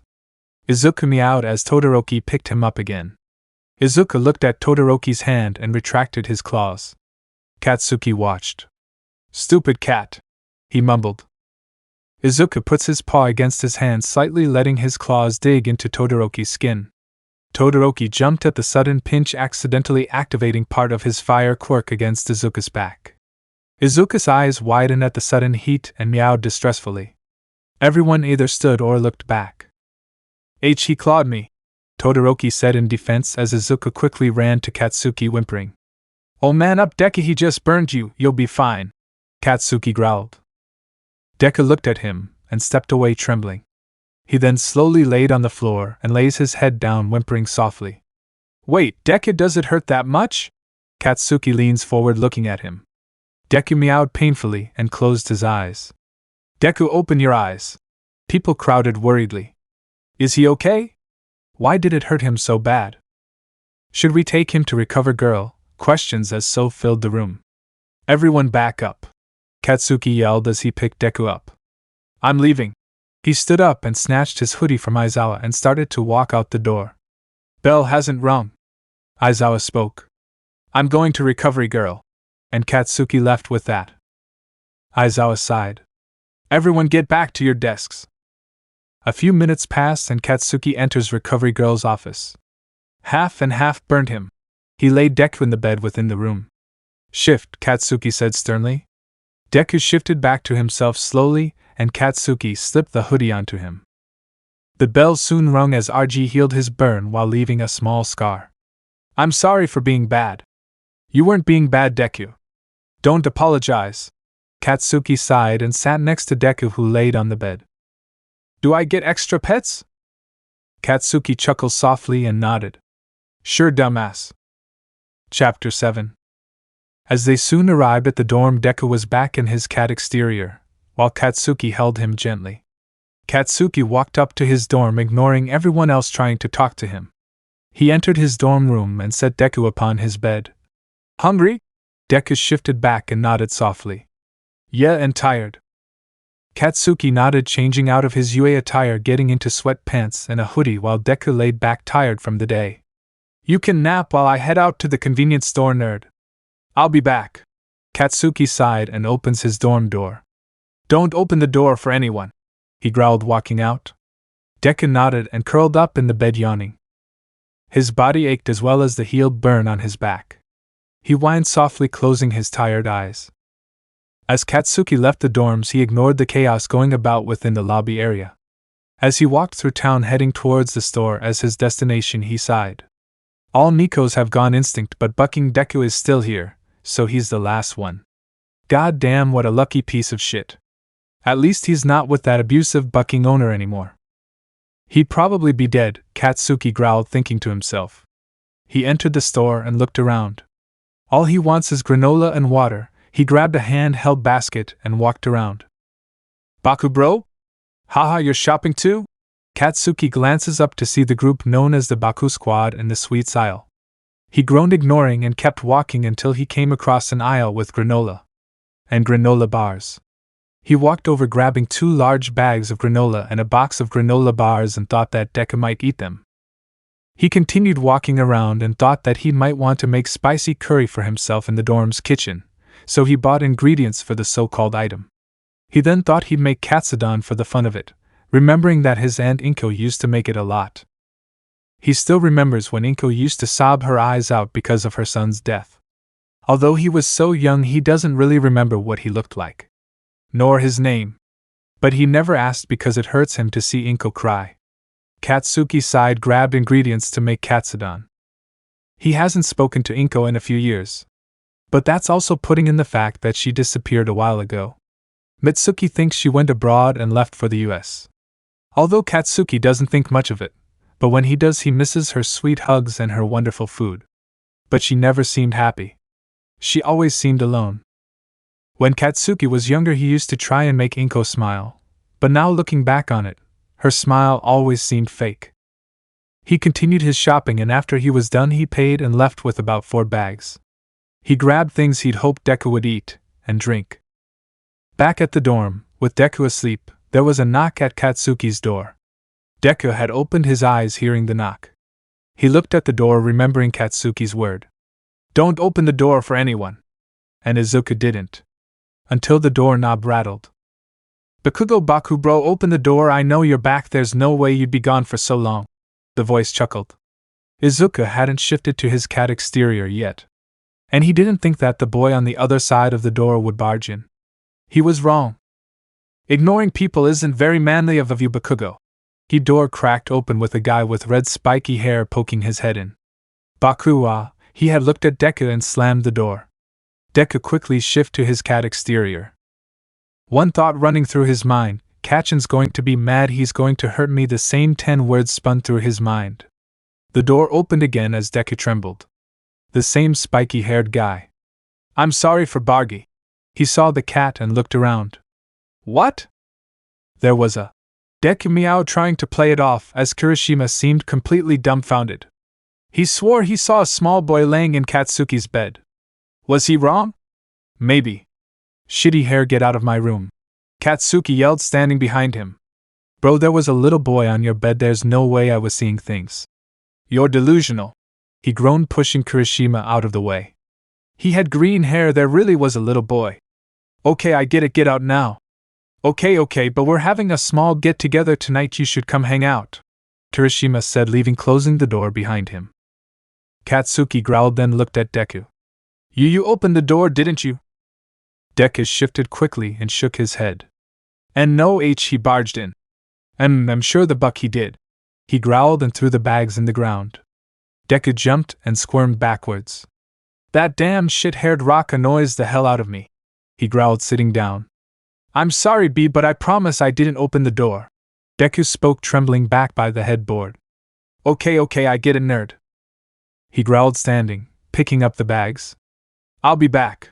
Katsuki grabbed the bags that held the ingredients for the curry and katsudon. He walked down to the dorm's kitchen and put the ingredients away, knowing no one would touch them. Well, in hope no one would touch them. He walked back up to his dorm and sat on his bed. Still feel like shit? He pressed his calloused hand up against Deku's forehead, feeling for a fever. Deku whined. Your hand is warm, I don't like it. Katsuki growled. I didn't ask if you liked it, I asked if you felt like shit. Damn cat, I'm feeling for a bucking fever, not your opinion. Deku whined and nodded. Yes, you still have a fever. Sleep it off, nerd. Deku shifted to his cat exterior and curled up into Katsuki's pillows, falling asleep almost immediately.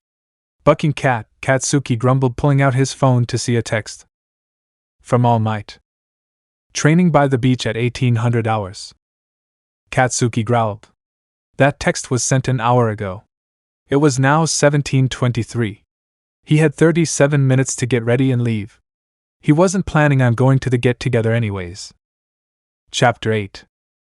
Katsuki started his way towards the beach and prepared for his training. He made sure the Deku was sound asleep before he left. He also left a small plate of granola and an open bottle of water. As he stepped upon the sand, he looked around for Yagi Tashinori.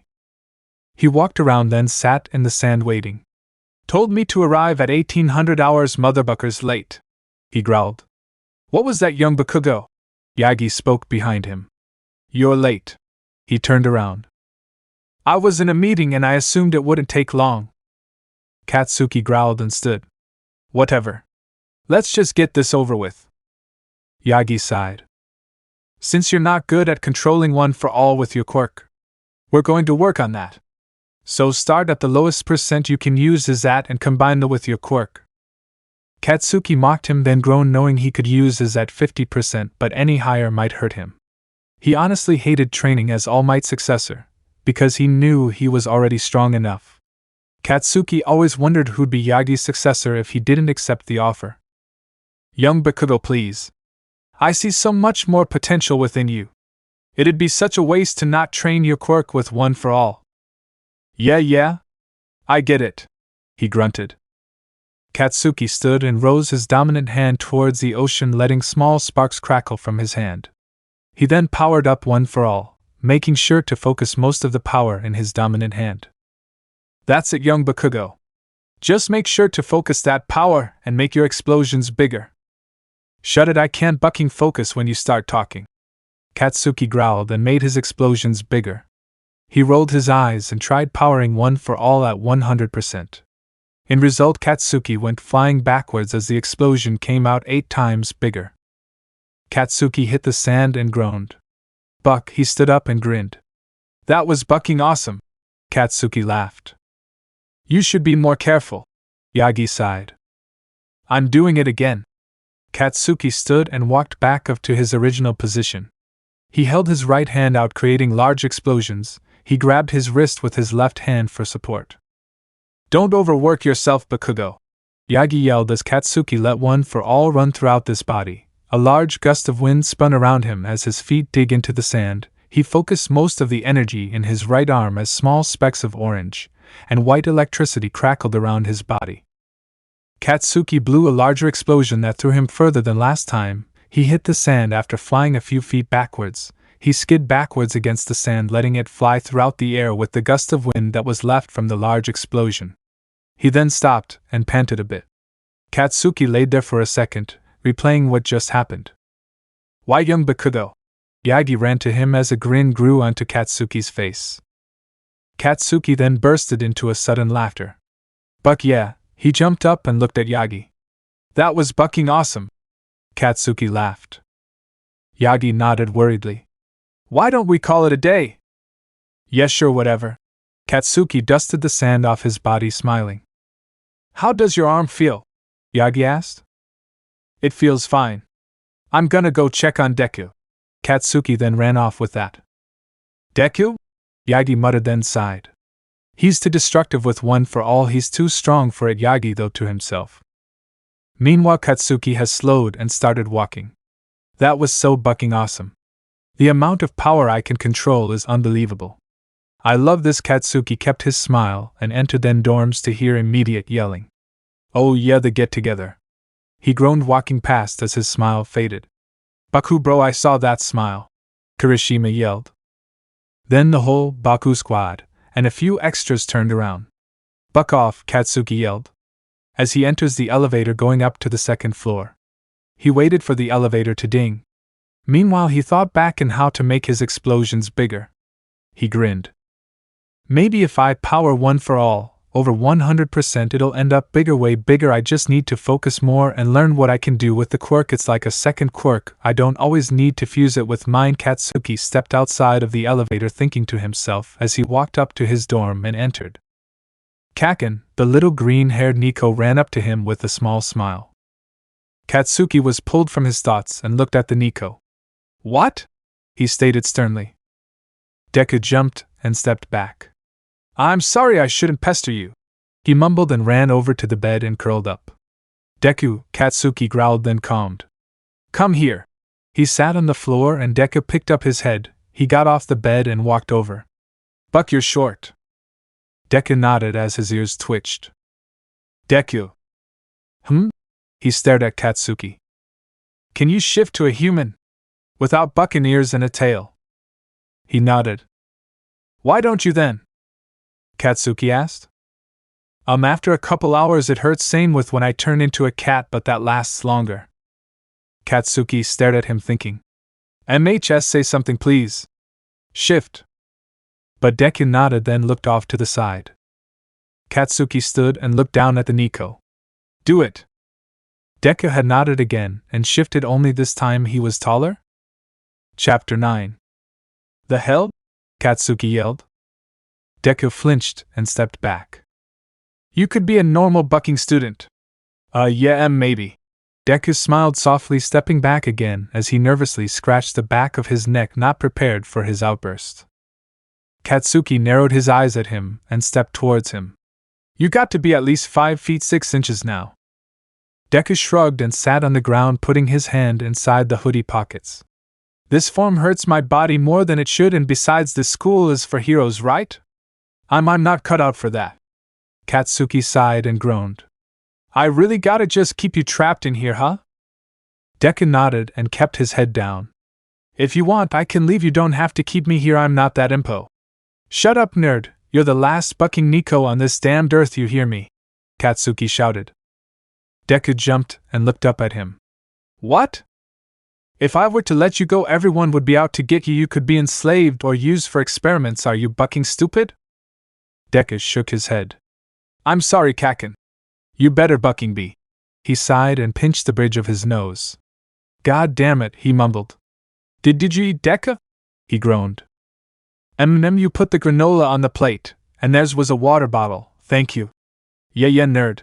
Katsuki moved and laid on his bed. Kaken. What? Do you hate me? Deku stood slowly and turned, looking at him. It's okay if you do, I understand, and all. I just want to know. Deku tilted his head down and sighed, then looking off to the side and ready for an answer that he'd expect yet didn't receive. No, I don't hate you. Ah? Really? Deku picked his head up and smiled. You really don't? He smiled more and laughed softly.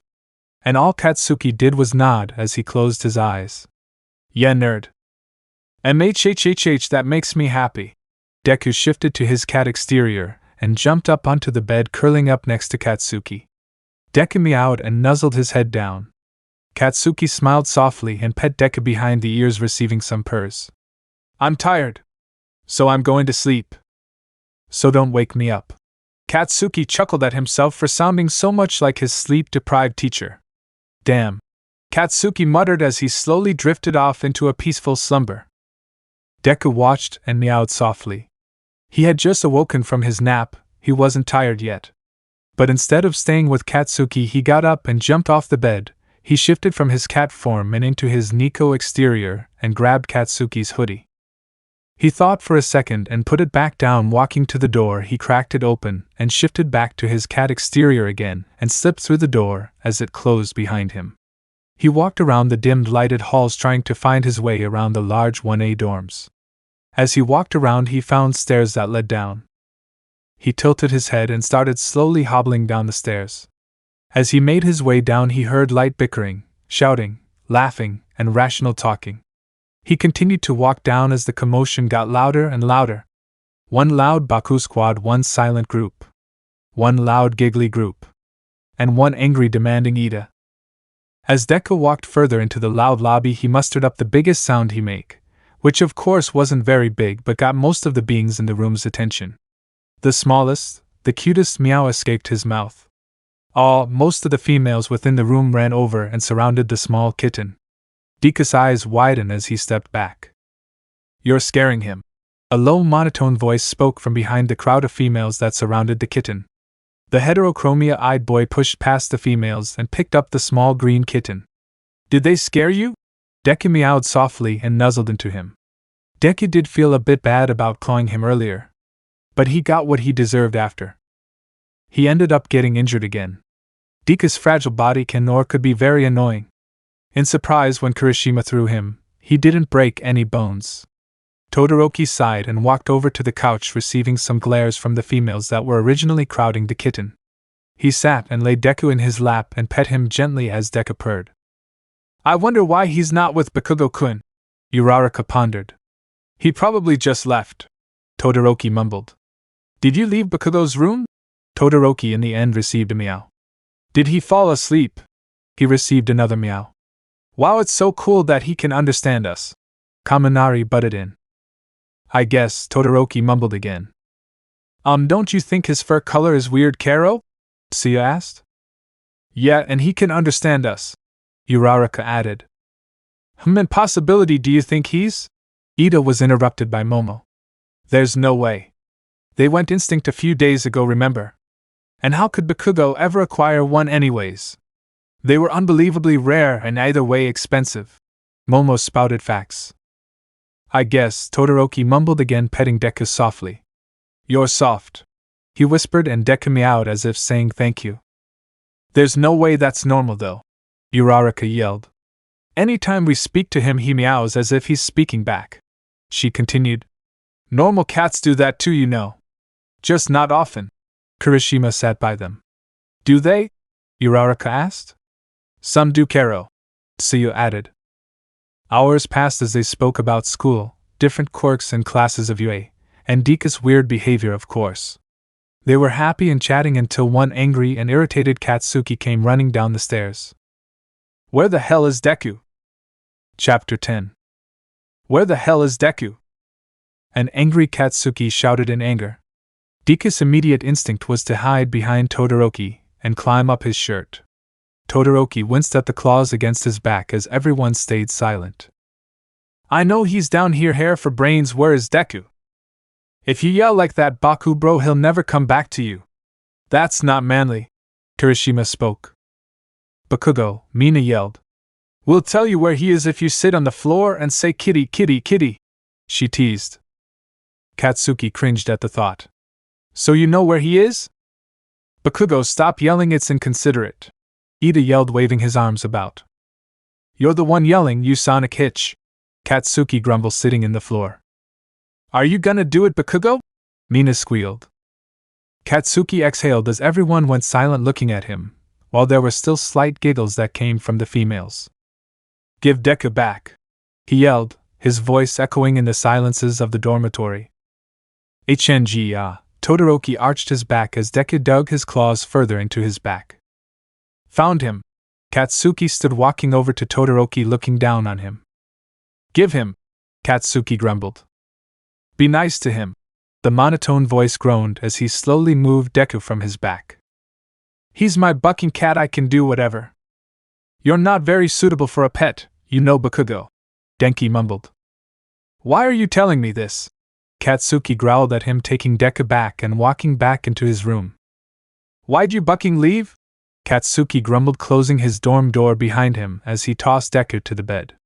He landed on 4 paws, then shifted to his Neko exterior. I wasn't tired, and I didn't want to be alone. Besides, they were nice, including the guy with the red and white hair." Deku looked down and sat crisscross on the bed, smiling. Katsuki growled. "Stay away from him, he's dangerous," Katsuki threatened, grabbing the hoodie off the floor and threw it at Deku. Put that on. Deku nodded and slipped the hoodie on. How's he dangerous?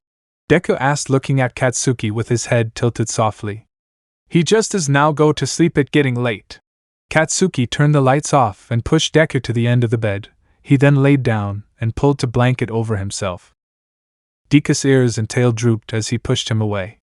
Again, he whined softly and looked down. I'm sorry, I won't leave again. Deku apologized. Just go to sleep. Katsuki growled, annoyed. Deku's eyes filled with tears as they threatened to spill. Ooki. Deku laid down as closed his eyes as his warm tear rolled down his freckled cheeks. Katsuki then pushes his foot up against Deku's torso and kicked him roughly off the bed. Sleep down there, he mumbled, dozing out. Ouch. Deku sat up and looks at Katsuki. Deku then backed up into the wall and pulled his knees up into the hoodie, hugging them into his chest. Deku exhaled as tears fell quickly down his cheeks. I'm a bad cat, I am not a cat, I'm a Neko, I'm a bad Neko, Deku thought to himself as he continued to cry. It's cold, Deku mumbled, laying to the side, curling up. The cold night passed by slowly as Deku's fever began to come back, worse than it was before. Morning passed by as Deku was still asleep, uncomfortably upon the ground. Once Katsuki had woken up and looked around for Deku, remembering he kicked him off the bed. He then stood and walked around, sitting in front of him. Damn, you really slept here, Katsuki whispered, making sure not to wake the Neko before him. Katsuki leaned forward some and lifted the hoodie to see a light bruise on his stomach. You bruise easily, he muttered, moving the hoodie down. I'm sorry, Deku. Then, Deku whimpered softly as he tucked his head down. Katsuki sighed and pet Deku gently behind the ears. You're burning up again, damn it. Days passed and Deku still had a fever that slowly progressed. He stayed asleep most of the time as Katsuki continued attending classes, not bringing Deku along because it might be stressful, too stressful for him. Deku loves being cuddled, held, and even being pet, but the littlest bit of warmth that'd touch him would make his headache progress, so most of the time he'd lay on the floor. The headache was gifted to him by the fever he seemed cursed with. Katsuki wasn't sure how to help other than give him medications that'd bring his fever down, Tylenol, ibuprofen, even acetaminophen. But they didn't help as well as they were supposed to. Katsuki also wants to keep Deku's body cool but didn't know how. And the only person he could think of was Todoroki, but damn does Katsuki hate him. Katsuki dreads to even be in the same room with him. Recovery Girl can only heal his wounds, and this is just Deku's immune system lacking, failing him. Another few days passed as Katsuki's dreaded thought wouldn't leave his mind. He grabbed his phone and opened a group chat, looking through the settings to find his number. He clicked it and added it as Icy Hot Bastard. Katsuki sighed and dreaded his next action. He called Todoroki, not expecting him to answer but just so he can watch Deku for a few minutes, cool him off for a bit. Besides, Deku likes Todoroki, so it'll be fine. Buck, just then Todoroki answered his ringing phone. Hello? The monotone voice spoke. God, did Katsuki hate his voice. Come to my dorm, Icy Hot. With that he hung up and threw his phone to the side. Deku, he shook the sleeping Neko softly. Deku, wake up and shift. Katsuki continued shaking the weak Neko. Deku, wake, then a knock at his door interrupted him. Katsuki furrowed his brows and stood opening the door. Icy Hot, Katsuki growled. You called me to come over, he said, staring at him. Katsuki nodded. Stay there, I'll be right back. Katsuki then pushes past Todoroki and left to the dormitory's kitchen to get a cup of water. Todoroki looked back at him and sighed. Why invite me if you're just going to leave, Bakugo? Todoroki then poked his head through the door that was left open. Chapter 11. Todoroki slowly entered the room, just for a little yelling too. Because God knows no one can chat with Katsuki. But instead he found a little boy that seemed oddly familiar. He walked over and sat before the small green-haired Neko, and placed a hand on its head just to feel a god-awful fever. Ah? He placed his right hand against his head and slowly tried to cool off the young boy. Wow, Bakugo really can't take care of something, Todoroki mumbled. After a few minutes Katsuki entered the room and stared at Todoroki. Why'd you enter? He growled. I said stay there. I was curious, but then I found him. Todoroki looked at Deku whilst his cold hand stayed on his head. Katsuki calmed a bit. Well, that's why I called you over bucking icy hot. To cool him off. So you really do have a Neko surprising. What's so surprising about that? Katsuki shouted as Todoroki shrugged. After a couple hours, Deku started to wake up again while Katsuki laid in his bed and Todoroki just stayed around just in case Deku's temperature would spike again. Deku blinked a few times and looked at Todoroki and smiled. Hello, Todoroki MH. Deku's eyes then widened. Todoroki? Deku panicked, then quickly shifted to his cat exterior, hiding in the hoodie that covered him. Katsuki sat up and glanced over. Bucking Deku. Katsuki mumbled, getting out of bed and walking over. Why'd he freak out? Todoroki asked. Shut the hell up, half and half. Katsuki pushes him to the side and took Izuku out of the hoodie. It's okay, Deku, don't be scared. Katsuki then sat on the bed and pet Deku gently behind the ears. Todoroki knows, it's okay, so don't be afraid. Deku meowed softly and nuzzled into Katsuki's hand. Never mind, Todoroki mumbled. What was that icy hot? Katsuki glared at Todoroki. I can see how you're able to keep a pet. You're more gentle to animals than to people. Katsuki glanced at him. He is a person. He's just been abused before, so I don't want to scare him off. Katsuki mumbles. Shift, Deku. Katsuki leaned and grabbed the hoodie as Deku shifted back, and Katsuki quickly slipped the hoodie back over him. There.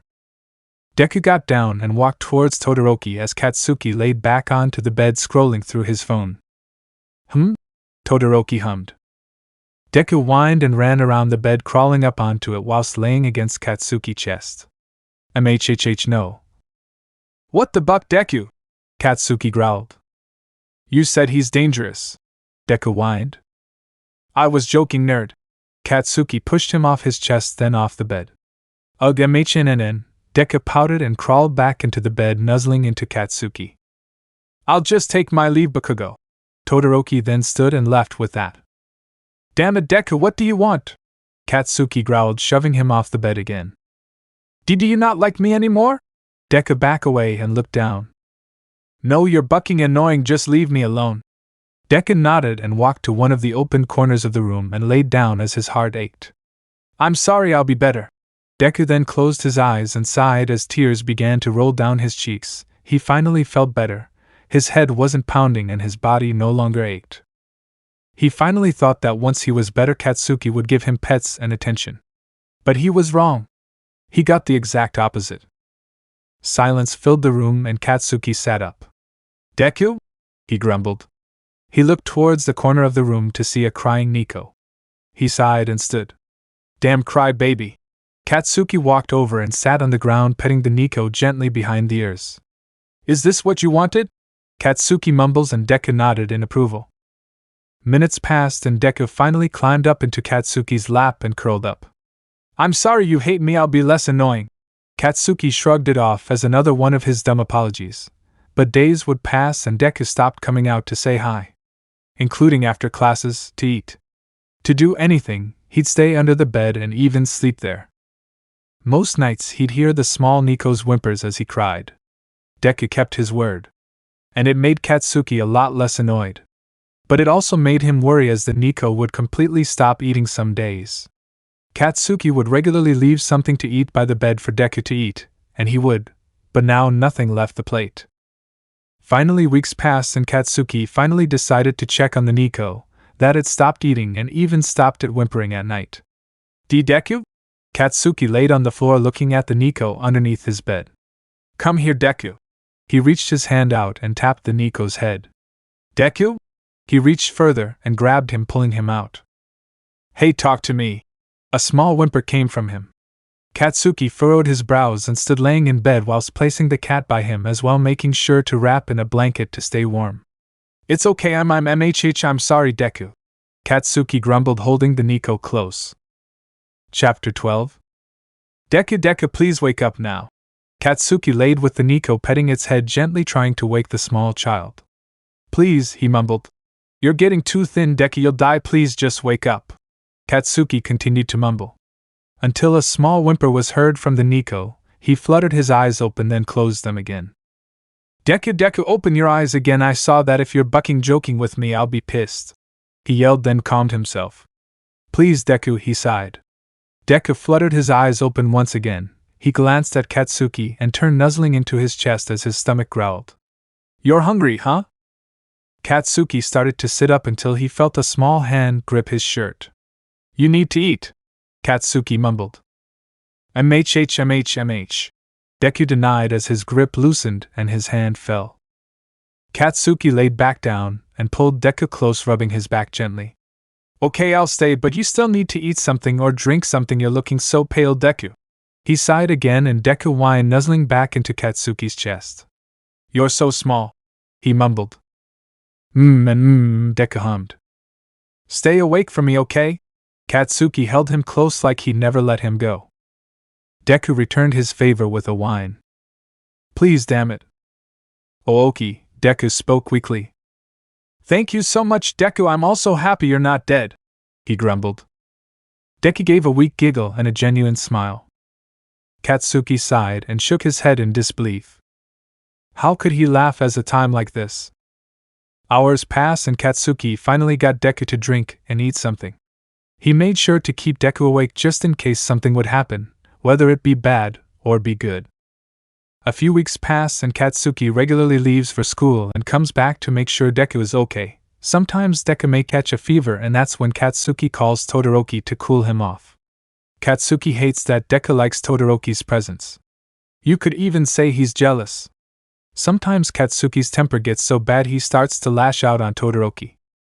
Although Katsuki's trying to fix that because it scares Deku to the point of hiding beneath the bed. He hates that Deku is skittish, but all Katsuki can do is change. He hates change, though, more than Todoroki himself. He can still have his temper, just not around Deku. Never around Deku.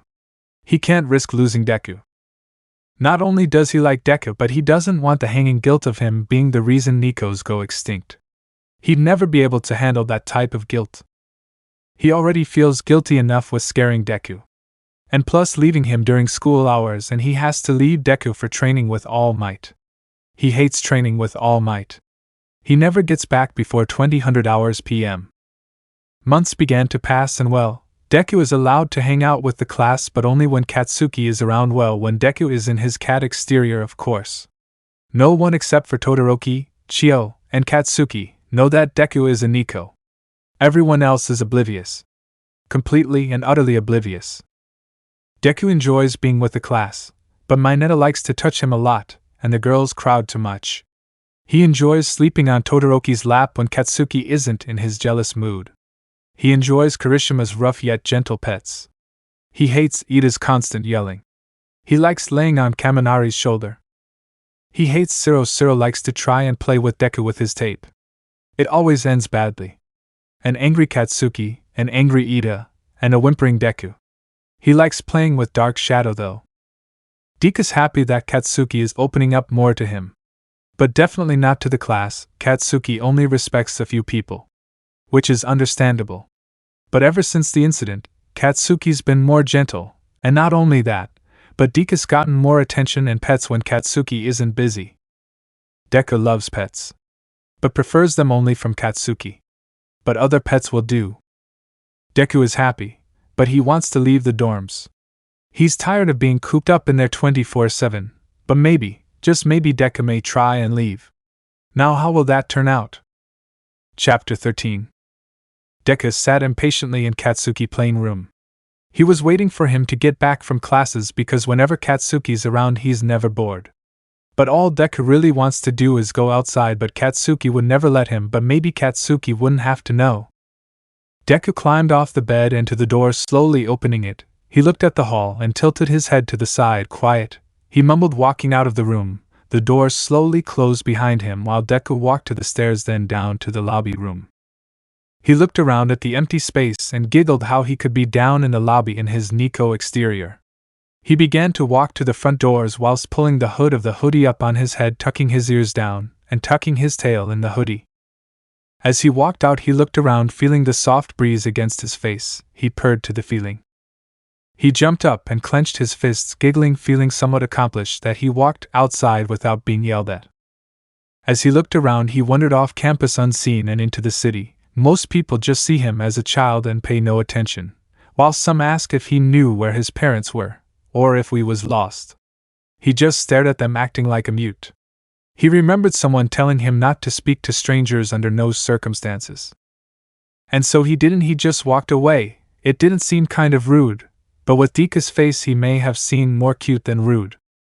A few hours passed and Deku knew that classes were over, but he was just so amazed that the world was just so big. He's always just trapped inside, and now he can finally see the world. A cool breeze passed, and he shivered, putting his hands in the hoodie pockets. Deku began to look around, ready to head back to the dorms, but he was lost? He frantically looked around and began at a fast walk, trying to find where he came from or anything familiar, but it seems he hasn't been paying much attention to where he was going, only the things he had seen. He wondered. Deku began to walk at a fast pace, looking around. Another few hours passed, and he knows that when he returns to Yuuei, Katsuki will have his head. The sun began to set as Deku was still lost and looking for Yuuei. He did ask a few people, but their directions weren't very specific, and only made him more confused. Tears began to fill the brim of his eyes, and he sat on the sidewalk. He looked down and started to cry. He wished he didn't leave. He should have obeyed and stayed. He wanted to go back. He wants to see Katsuki. Maybe Katsuki will come find him. He's scared. He's alone. No one else is on the street. It's dark and the only light source is the street lights and the moon. Deku glanced up at the moon as his eyes widened. It's beautiful. It's a full moon. Deku sniffled and wiped his eyes. He stood and began to walk again. He saw a tall man walking alone. Deku tilted his head to the side. He walked over, noticing that he wore a black zip-up hoodie and loose black pants. He looks like a mess. Deku walked over quickly. He wanted to go back to Yuuei. Excuse me. He attempted to get the stranger's attention. The man turned around and looked at the small being running towards him. As Deku walked closer, he noticed the stranger looked tired. He has a scar along his left eye, and a scar on the right side of his lip. His lips were really chapped, and he had scars on his neck.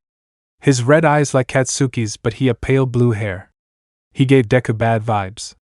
See, can you help me find Yuuei? The man raised a brow and sighed. A little kid like you trying to find Yuuei? Deku nodded at the man's reply. The stranger furrowed his brows, then squatted down to the boy. You seem too young to be alone in the night, and why are you trying to find Yuuei? That a school full of heroes. The stranger cringed while saying, heroes. How this stranger hates heroes. I am staying with someone there.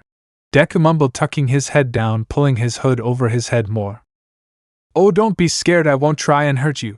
He reached for the hood. No, Deku flinched, falling back, the hood falling back with him. The man began to grin. The ugly thing plastered his face. Oh, how unique! The man caressed his ears gently. I thought you guys went extinct. I guess someone at Yuuei found you. He mumbled to himself. Deku scooted back, pulling the hood over his head again. No touch. Chapter 14. I'll take you back to Yuuei, little boy. Just follow me. The pale man grinned. Deku glances up and furrowed his brows. Promise? The pale man nodded and gave a shivering chuckle. Yes, of course. His grin became toothy, and downright frightening. He grabbed Deku's hand gently, not letting his pinky touch, of course, and began walking further from Yuuei. Deku followed, as his naive little mind trusted him. This place is dark and scary. Deku mumbled.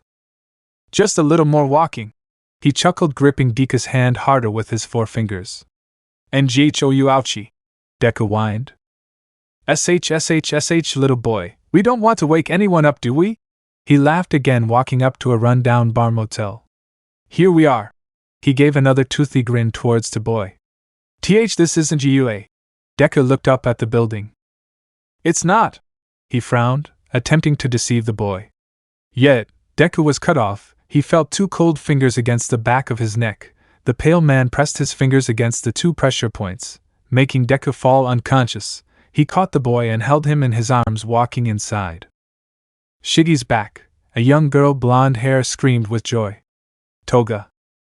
A man with black hair and multiple scars upon his pale body glances at her, then at Shigaraki. A boy? Deku's hood fell back. A Neko. Shigaraki grinned. Oh, how fun! Toga squealed. I call dibs on him, she screamed again. No dibs, he's our bait. He belongs to one of the heroes. And what's better way of getting the heroes to us than stealing a prized possession? He grinned. Shiggy's smart, Toga squealed. So you're going to put him in a cage? Like a pet? And wait, Dabi sighed. He is pet. Besides, if the heroes don't come, we can just sell him for a fortune, considering he is the last of his kind. He chuckled, making sure the was exaggerated. His chuckle, then it faded. We can't stick him in a cage with the Nomas. They'll try and eat him alive or scare him until he dies. So, Dabi, you have a cage in your room. He'll stay in there. Understood? Dabi groaned. Yeah.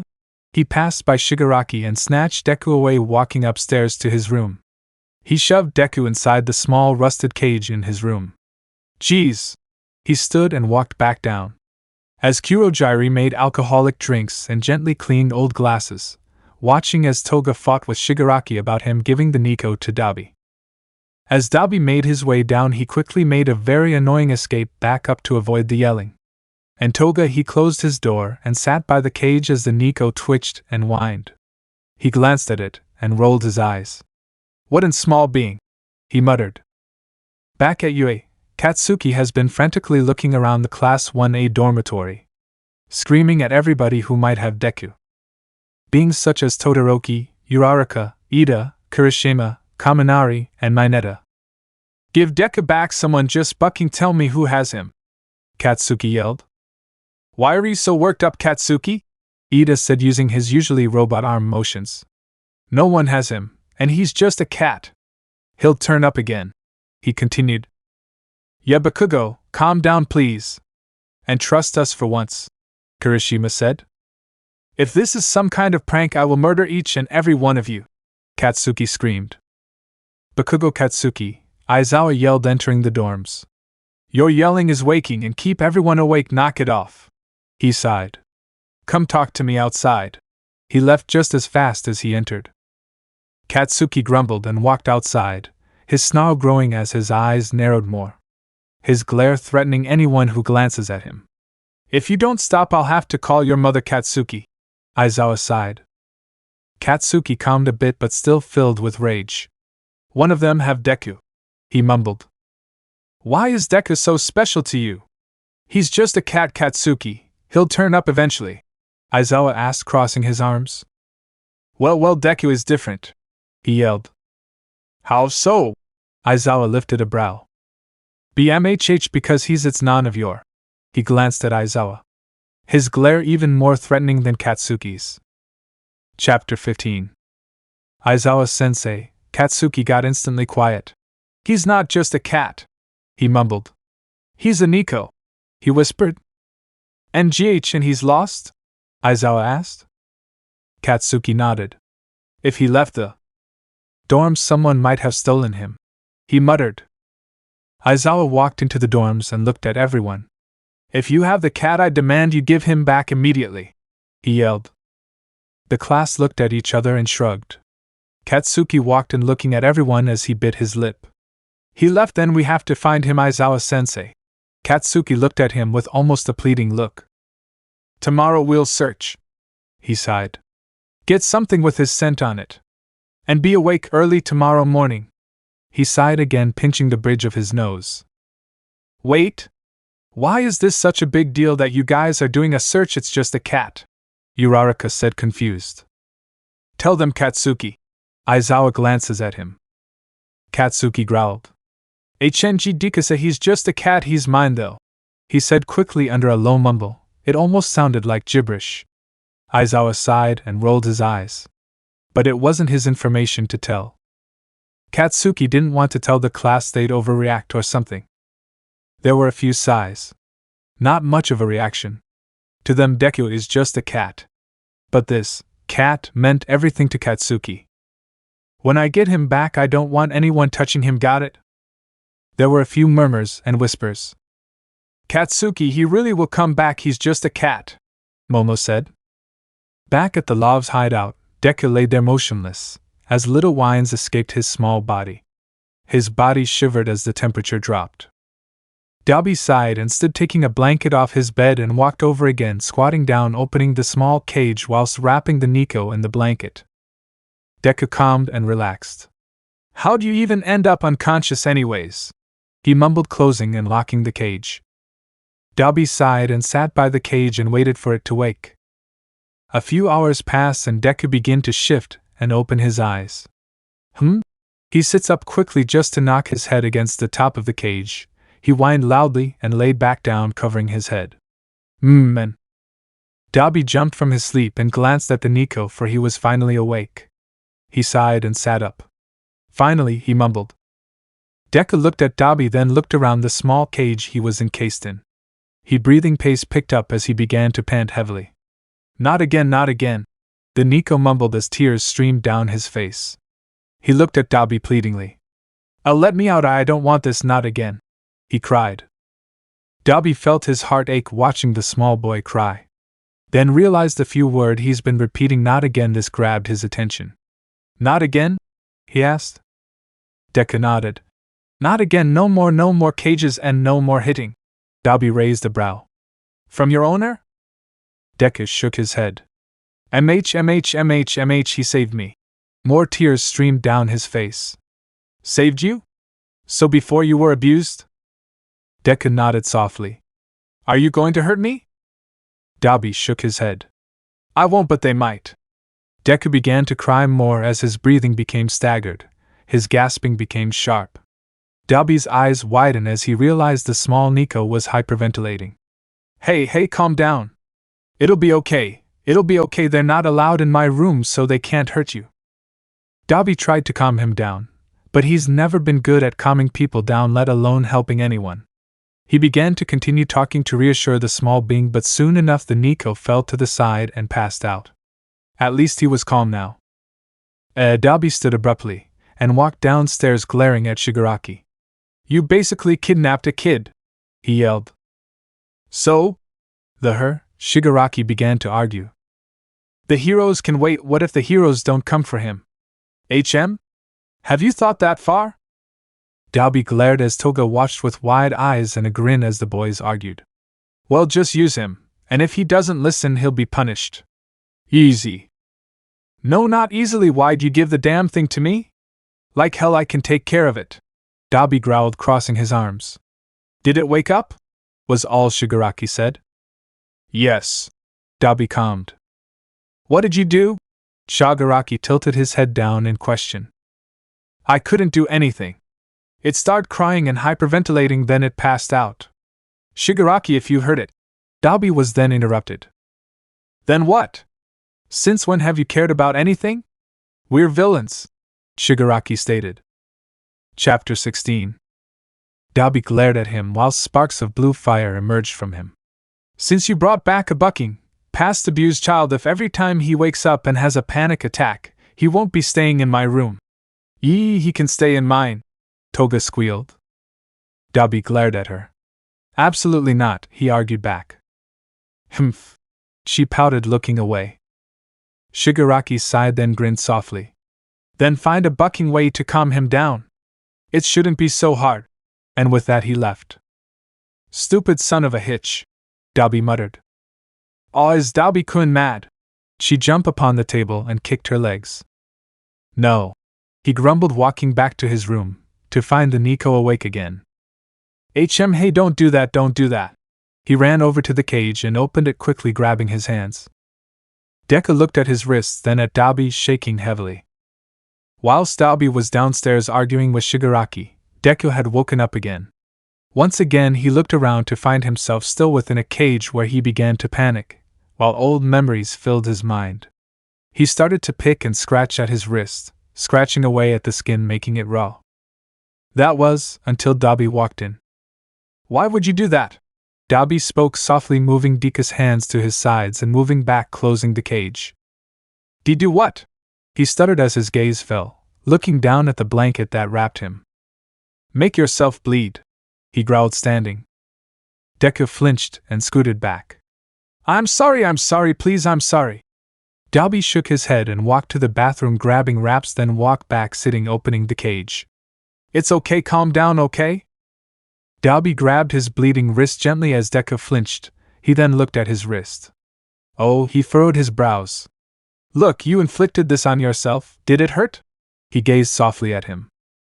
I am sorry, and no, it didn't hurt, I didn't feel it, I didn't know I was doing it. Dalby sighed and nodded, wrapping his wrist gently. It's okay. Just try and not do it again. God, I hate children. I'm not a child though. Deku glances at him. Eh? Dalby looked at him. Don't play games with me. You're bucking tiny. I know, but I am 15, I just look small, I'm my tiny Neko. He giggled softly, looking down, playing with his fingers. Dalby backed up and closed the cage. You act like a baby. I know I'm sorry.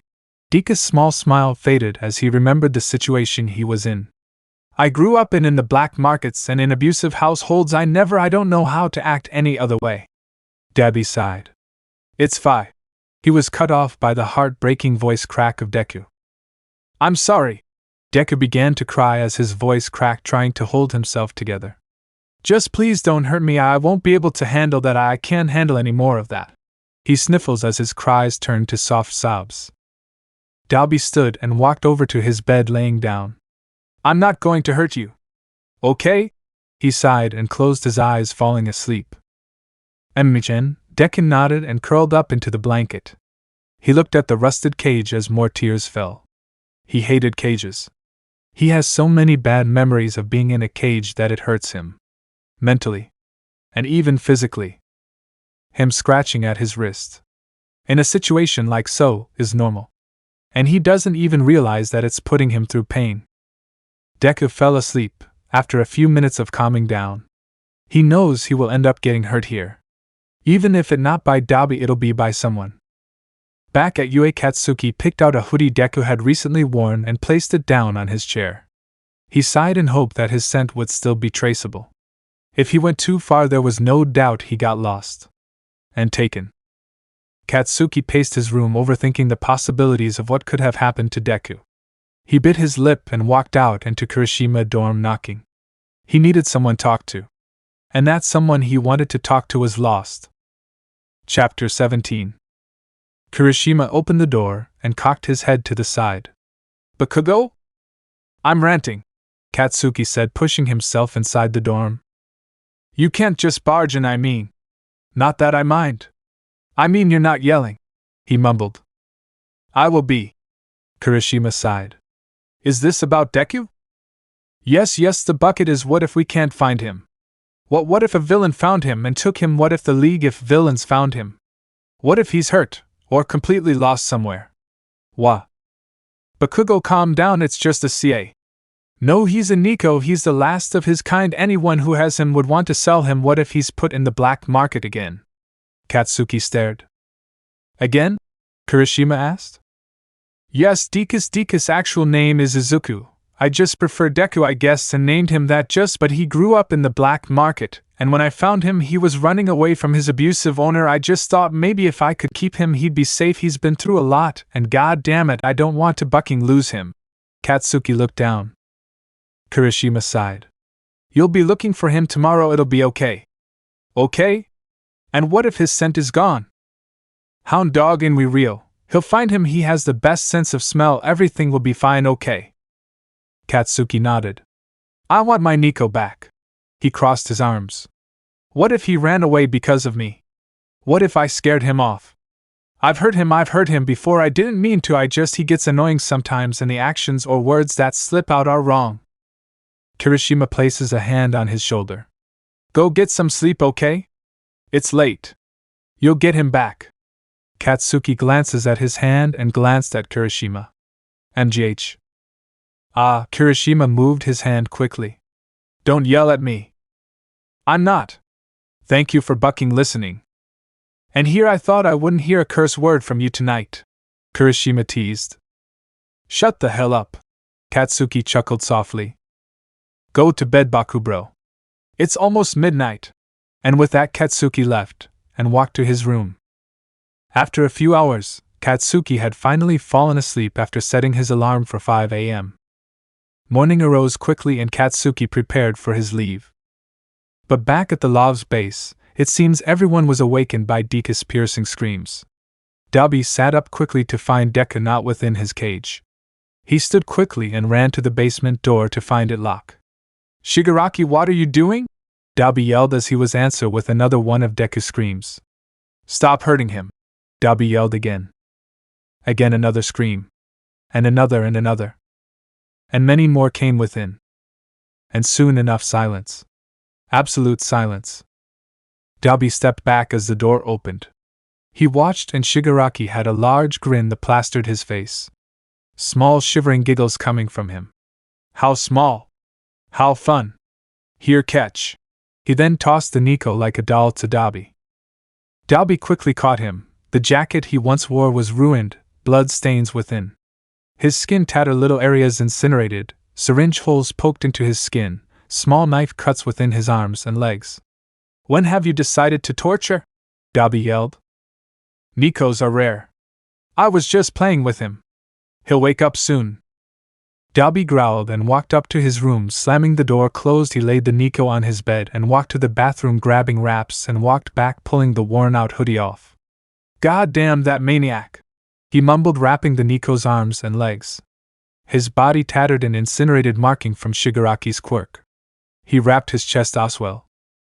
Dabi walked to his closet and grabbed a shirt for him. "He has so many old scars on him, damn." He sighed and walked out, slipping the shirt on him. "Tiny," he mumbled, pulling a blanket over him. "Bucking Shigaraki hasn't even been 24 hours and he decides to torture the damn thing." He laid down looking at Deku. "God damn it," he muttered, then sighed, waiting for the Neko to wake again. Chapter 18. Aizawa and Inuei waited outside Class 1's dorms as Katsuki walked out with his hoodie. "This is it?" Katsuki asked. "It's only a search. If we find where he is, and he's someplace dangerous, we'll take further measures." "Okay," Aizawa replied as Inuei huffed and looked away. "Okay, well, let's hurry," Katsuki mumbled, handing Inuei the hoodie. "Sniff dog and find." "Don't talk to your superior like that," Aizawa groaned, turning away as he began walking. "Let's go, hound dog." Inuei grabbed the hoodie and sniffed.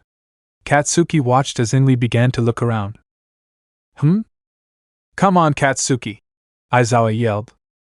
"He's searching for the scent." "Well, he obviously left Yuuei grounds.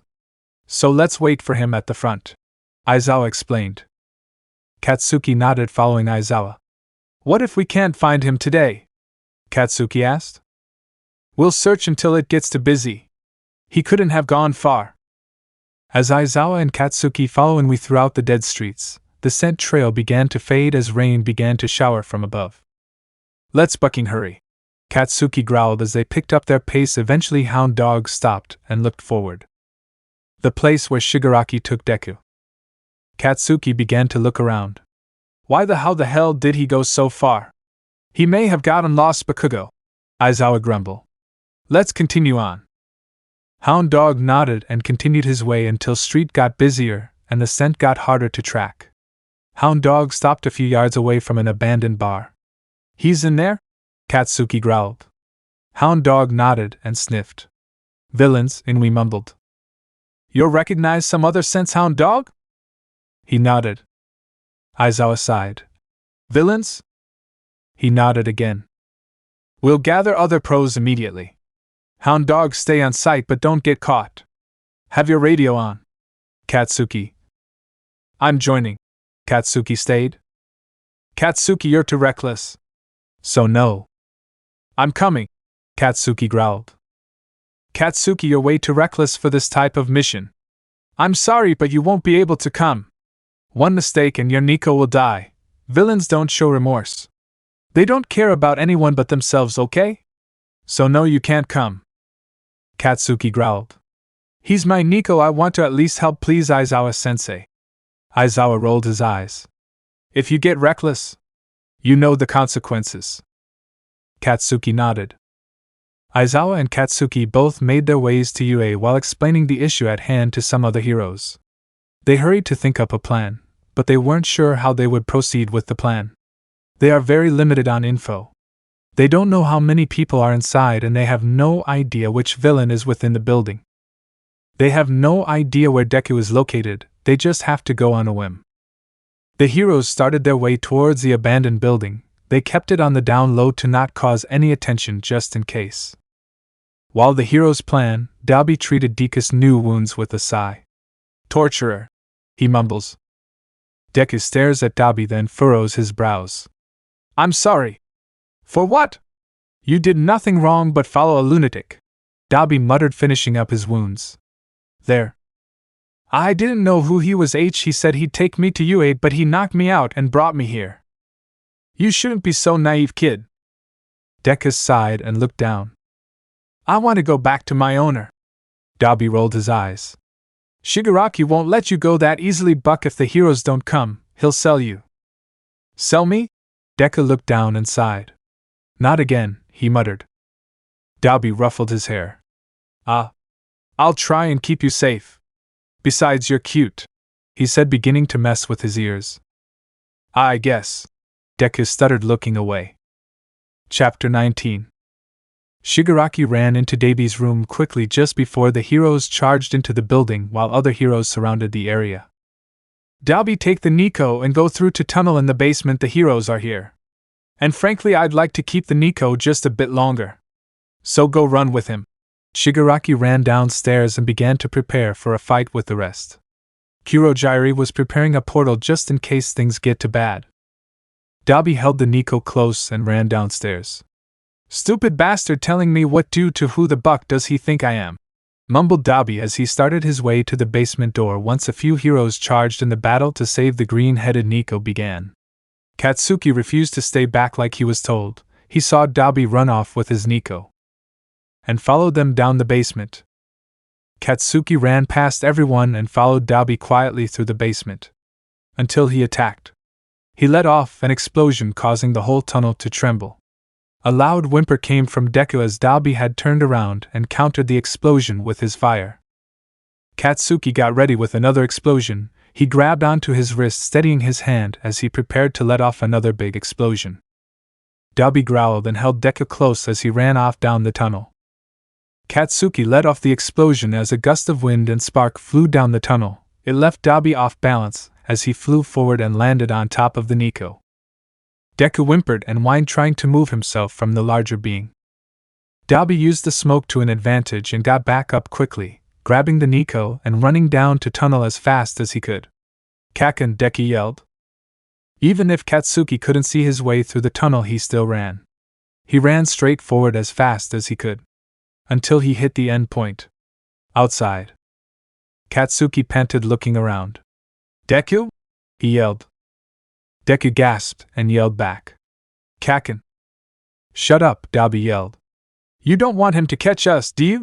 he growled, furrowing his brows. "No, I do. Deku let out another loud yell. "Kaken!" Deku's ears twitched as he heard running footsteps. He quickly pulled away from Dabi and stumbled. None of his wounds had healed yet, and it was putting him through enormous amounts of pain. But that didn't stop him from running towards the footsteps. Katsuki's footsteps. "No, come back here!"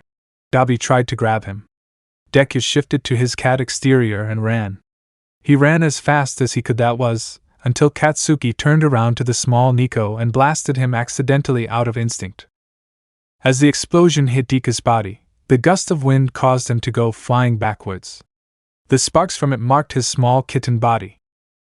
Deku hit the ground with a thud as he lost consciousness. "Deku?" Katsuki looked at Dabi, who stood a bit of ways away from Deku. Katsuki growled and ran towards Dabi, preparing one for all at 100%. He focused most of the energy in his hand as sparks flew about. He walked closer as he held his hand out and kept it steady with the other hand. "Your small explosions won't hurt me," Dabi chuckled, walking towards the Neko. Deku began to shift back to his Neko state other than his cat exterior. But when he did, it looked as if he had been abused all over again. Katsuki glanced at Deku as he bit his lip in regret. He then looked at Dabi.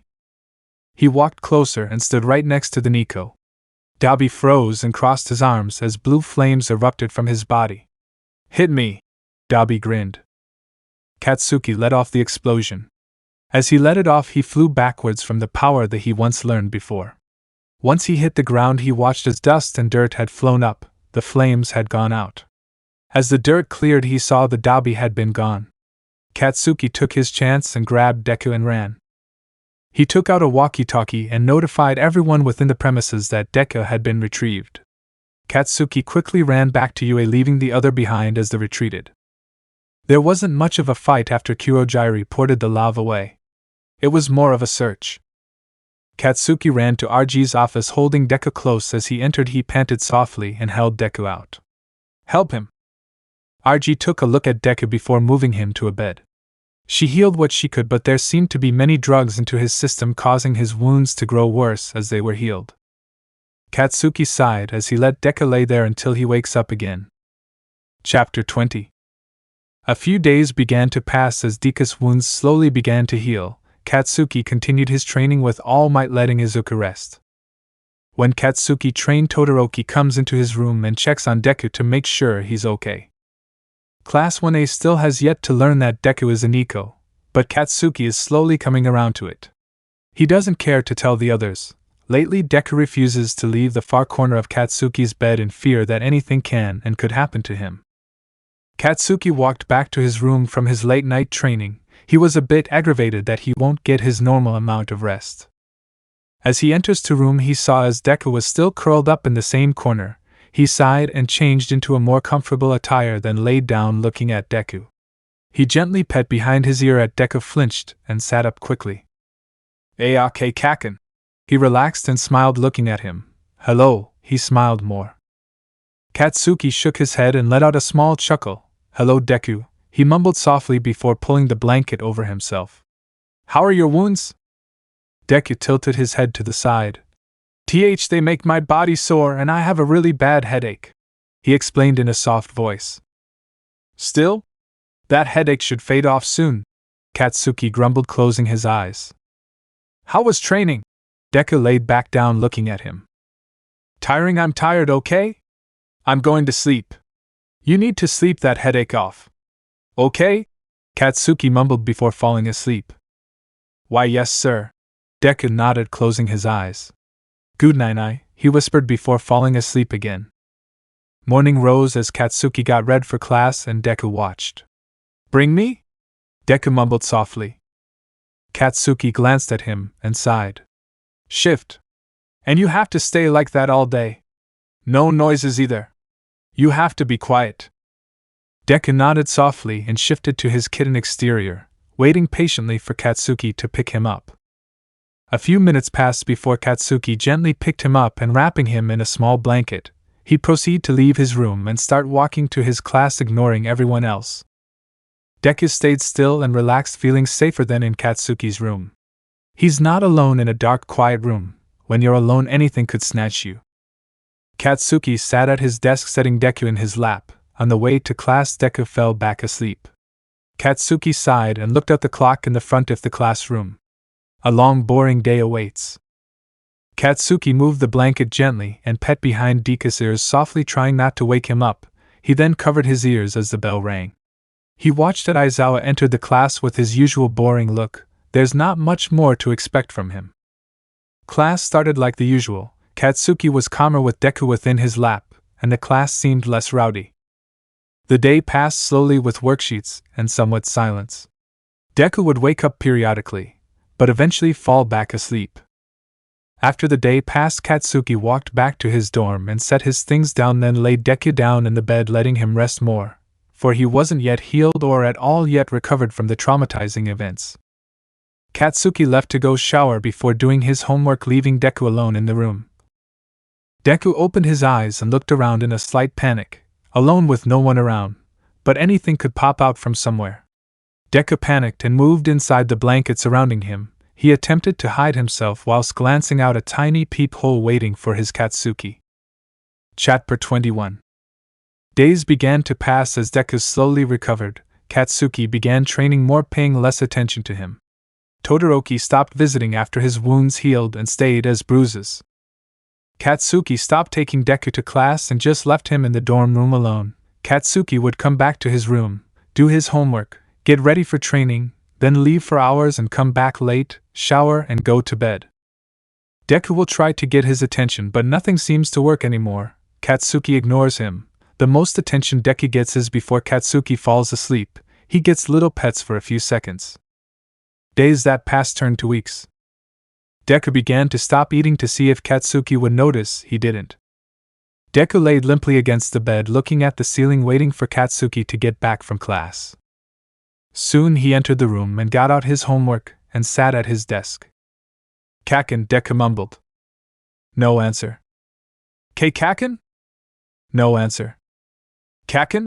He spoke louder. No answer. "Kaken," he yelled. "What the buck do you want?" He proceeded to yell. "You're so bucking annoying, go die or something. I'm busy, so shut the hell up before I blow your face the buck up." He growled and continued working. Deku flinched, let out a soft whimper before getting off the bed and crawling into the far corner. "I'm sorry," he mumbled and stared at Katsuki's feet from under. After a while Katsuki stood and got ready for his training with All Might, and left. Deku stayed silent and messed with ground thinking. Go die. He just wanted attention, even if it wasn't a lot, just to be noticed a little. Katsuki's just annoyed, that's all. Deku yawned softly, closing his eyes slowly. A few hours passed as Katsuki entered his room. He looked around in panic. "Deku?" he grumbled, looking throughout the room, then under the bed, letting out a breath of relief. "Damn it," he laid on the ground and reached, poking his cheek. "Deku," he grumbled as Deku glanced at him. "MHH," he whined, closing his eyes. Katsuki sighed and grabbed his arms, gently pulling him out. "Come on," he said, picking him up in his arms, then laying in bed. "Icky," Deku mumbled, laying on top of Katsuki. "How so?" Katsuki closed his eyes, messing with the Neko's hair, gently petting around his ears. "Icky," he mumbled again. "When was the last time you ate?" he sighed. No answer. Katsuki opened his eyes. "When was the last time you ate, Deku?" "MHHH," he whined softly. Katsuki sat up and stood holding Deku carefully. "It's not too late out. Hide your tail and ears." Deku complied and wrapped his tail around his waist under the hoodie he wore, and pulled the hood over his head, tucking his ears down. Katsuki slipped on his shoes and left his dorm, then left the dormitories. They headed their way to town, and stopped by a small convenience store getting a few snacks. After Katsuki walked to a local park he used to play at with a childhood friend who disappeared at random. Not much could have been done at the time. Besides, Katsuki can't even remember anything about the friend. A lost memory at that. Katsuki sat down on the slide and moved Deku to his lap. Deku smiled softly, and opened the bag of snacks and grabbed a bag of gummy bears he picked out. He giggled softly, then handed them to Katsuki so he could open them. "What? You're such a little kid," he grumbled, opening the snack and handed it to him. Deku smiled more, happily eating his gummy bears. He's getting the attention he wanted. And it's lasting longer than he anticipated. "I don't have classes nor training tomorrow, so we should go shop for clothing for your tiny body." He sighed and grabbed his own snack, opening and eating it. Deku nodded and bounced softly, looking around the dark park, safe with Kaken, and happy that they'll be spending more time together. A good ending to a day. After a bit, Deku began to look at the playground equipment. He began to doze out, thinking of how familiar the area looked. He remembered the park from a memory, but a lost memory, forgotten even. Deku sighed, thinking hard about it. Trying to remember where's he's seen such scenery. So familiar, yet just so different. Deja vu. After some time, Katsuki stood holding Deku close. He laid his head upon Katsuki's shoulder, relaxing, looking back at the park that seemed a bit too familiar. Deku soon closed his eyes, falling asleep, going limp against his shoulder. Katsuki sighed and held him closer, rubbing his back gently. "Damn Neko," he grumbled, which turned into a small chuckle. They entered to dormitory and walked up to his room, walking through the halls silently. Katsuki entered his room and kicked his shoes off by the door. He laid down, having Deku lay against his chest. Small," he mumbled, moving his hands down and messing with Deku's limp tail gently. Chapter 22. Katsuki walked up and down clothing aisles holding one of Deku's hands gently while looking for clothes. Deku would pick the most plain shirts that were clearly too big for him, but as long as he's happy. He picked out gorgeous vibrant red shoes that he clearly fell in love with.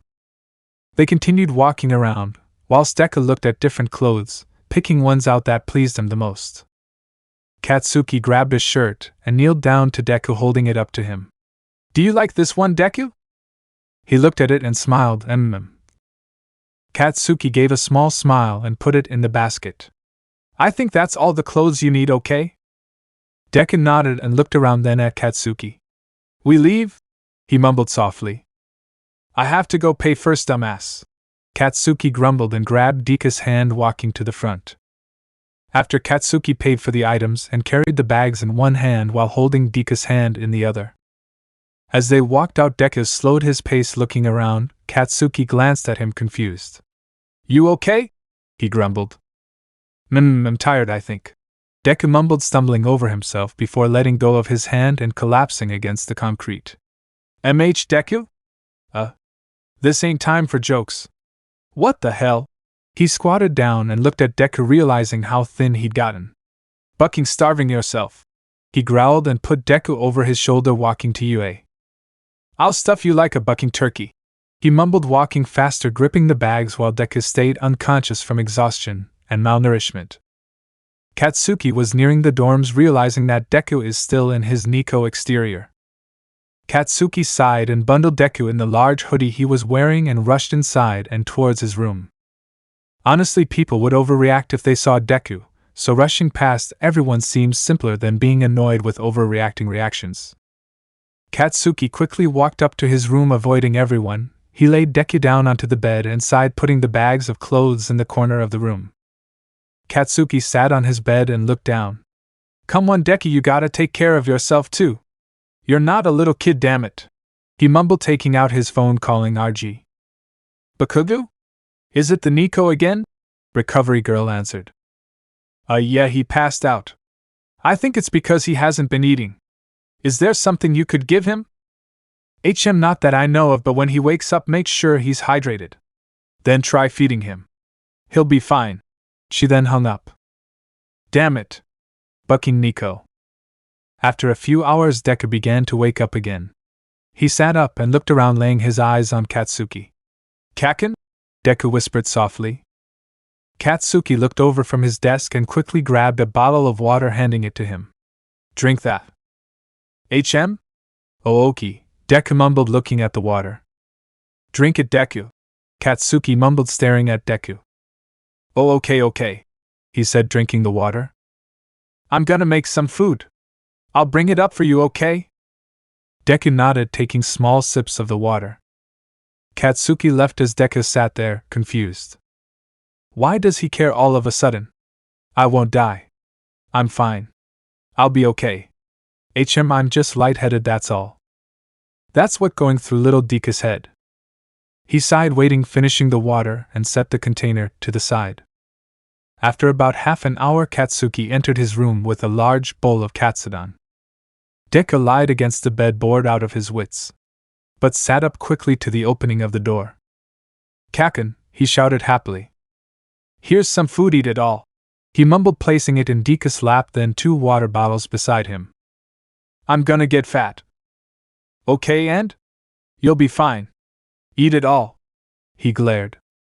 "Oh, okay, yes, Kaken," he mumbled quickly and began to eat. Chapter 23. Katsuki watched Deku eat the katsudon, as he was told to. As Deku finished, Katsuki grabbed the bowl and placed it to the side. "Good?" he grumbled. Deku gave a slight nod. I'm full." He looked at Katsuki, then away. "That's too bad, drink both bottles of water." Katsuki sat next to Deku. "I'm full though," Deku mumbled. "Deku. What did I say?" Katsuki opened a bottle of water, handing it to him. "Drink both waters," Deku whispered, grabbing the bottle, looking at it. Katsuki nodded and laid back against the bed. "I have to drink both now? Why not throughout the day?" Deku looked at him. "Just drink them, Deku." Deku flinched and began to drink to bottled water quickly. A few hours passed as Katsuki had Deku shift into his cat exterior so he could train, while Deku watched him. Deku seemed to be pretty entertained by Katsuki's strength. He watched as he worked with this tall, frail man which had yellow hair. He thought of it to be fantastic that Katsuki was working and training with someone that looked very much so weaker than him. Izuku ran over and shifted to his Neko exterior without much thought. "Kaken," he yelled to grab the other's attention. Katsuki looked at Deku and tensed, then looking at All Might. All Might looked between the two. He exhaled and shook his head. "Bakugo, you don't need any interruptions," he mumbled inside. "Deku, go back over there and shift back," he growled. Deku flinched and stepped back, shifting back into his cat exterior. Katsuki had already told All Might about Deku, and some of the other pro heroes had known due to the Lav hassle. Katsuki tried to keep a close eye on Deku since the Lavs still have the ability to kidnap Deku again. Night began to come around as Katsuki and Deku sat alone in their room. "Deku, you could walk around the dorm normally. I think if you stayed in your human-like form you just have to tell people you're my friend, not my pet Neko," he mumbled, thinking. Deku nodded, listening. Why really? Yeah, you just have to go by your born name, which would be what was it again?" Katsuki looked at him. "Izuku," he smiled. "Right, Deku," he teased as Deku furrowed his brows. "Mine," he mumbled. Deku smiled after. He then shifted into his human-like form and looked around. "Can we go down now to see how people react?" Yeah. Whatever," Katsuki mumbled and got up, grabbing pants. "Put these on though," he mumbled. Deku nodded and slipped them on, looking around. "Ugh, I have to call you Izuku instead of Deku. People would know." "Why can't we just tell the others Kaken?" Deku asked. Because they try and take you away. You want to be taken away?" Deku flinched and shook his head spastically. "And no," he replied. "Okay then," Katsuki replied, walking out of the room with Deku following behind. They walked down to the common room. "Who's that?" Yuuei asked. "A friend," Katsuki mumbled. Deku waved and smiled at her, following Katsuki. He was happy that he didn't have to hide, and people thought of him as normal. "Wow, a friend, Bakugo? What's his name?" Kirishima looked at him. He was interrupted. "Izuku." Deku smiled and looked at him happily. "Kaken, can we eat something?" he asked quietly. "Kaken?" Mina teased. "Yeah, Kaken, make us food too," Kaminari teased.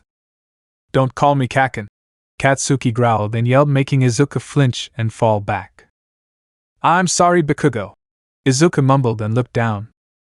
Katsuki turned and helped Izuku up quickly. "No, you can call me that, just not anyone else." Izuku nodded, trembling softly, as everyone stared. We see how it is, Bakugo," Kirishima chuckled. Yuuei walked over and stared at Izuku. "Wow, so handsome," she giggled and covered her blushing cheeks. Izuku looked down at her, then away, not sure of how to respond. Yuuei grabbed his hands and dragged him to the couch and had him sat down as she sat on his lap. "We should play a game," she shouted in excitement. Izuku stared at her, then looked around very uncomfortably. He then looked at Katsuki. He was paying no attention, and was making food for them. He wished Katsuki would come and save him. But he hadn't even noticed Izuku was gone. "Izuku, what's your quirk?" Momo asked, interested. I am quirkless." He remembered that he didn't really have one, although he was very cat-like. "That's unfortunate," she sighed. Oh, he mumbled and looked down. He furrowed his brows. After a few minutes, Katsuki finally turned around and saw an uncomfortable and upset Deku. He quickly walked over and pushed Yuuei off his lap. "Get your fat bucking ass off of him, Pink Cheeks. He's obviously uncomfortable," he growled and grabbed Deka's hand, pulling him up and walking back to the kitchen.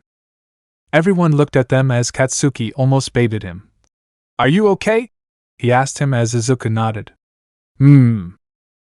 Don't let her do that. If you just let people do as they please with you, it'll seem like you're okay with it." Izuku nodded. "Okay, I'm sorry," he mumbled and looked down. "Does Bakugo bully you?" Some short grape yelled. Everyone looked at him like he was stupid. How he's. Ciro wrapped him in tape covering his mouth. Oswell. My Neto, they're obviously getting along. I mean, this Izuku-kun does flinch a lot, and he's very obedient. Yururika explained. Tenya looked at her and furrowed his brows. Anyways, what you did was just plain wrong. Well, I didn't do anything, she yelled, protesting. You know exactly what you did. Tenya looked away. As time passed, Todoroki had gotten up and walked over to the kitchen table. Katsuki and Izuku were still sitting there, just talking. He had sat down and looked at them, then Izuku. I didn't know you could look more human-like, he said in a low monotone voice. Oh, why, yeah, it's just tiring, he mumbled and looked down. Need something? Katsuki growled, glancing at Todoroki. No. Just bored, he sighed, looking at him. Besides, I'm surprised you even let Izuku leave your dorm. Katsuki rolled his eyes. As long as he doesn't shift randomly. I don't care. He's still mine though. Possessive much? Todoroki mumbled, standing up. Excuse me? Katsuki growled. I said possessive much? Have a problem with the truth? Todoroki glanced back at him, then walked away. Katsuki looked away, then at Izuku, and sighed. Let's go back upstairs, Deku. Izuku nodded and stood up. Can I shift back when we get there? Izuku asked, walking to the stairs. No, just practice staying in this form, you'll grow tolerant to it, he mumbled. Oh, he mumbled and looked down. Izuku's body had already grown tired. He just wanted to be comfortable, but his body felt tense, and he felt uncomfortable. A twist in his stomach began to form, a feeling of anxiety and guilt, for no reason at all. Izuku entered the room and looked around. He realized in this form he was much too big to sleep on the bed with Katsuki. He sighed and laid on the floor, knowing Katsuki would tell him to do so anyways.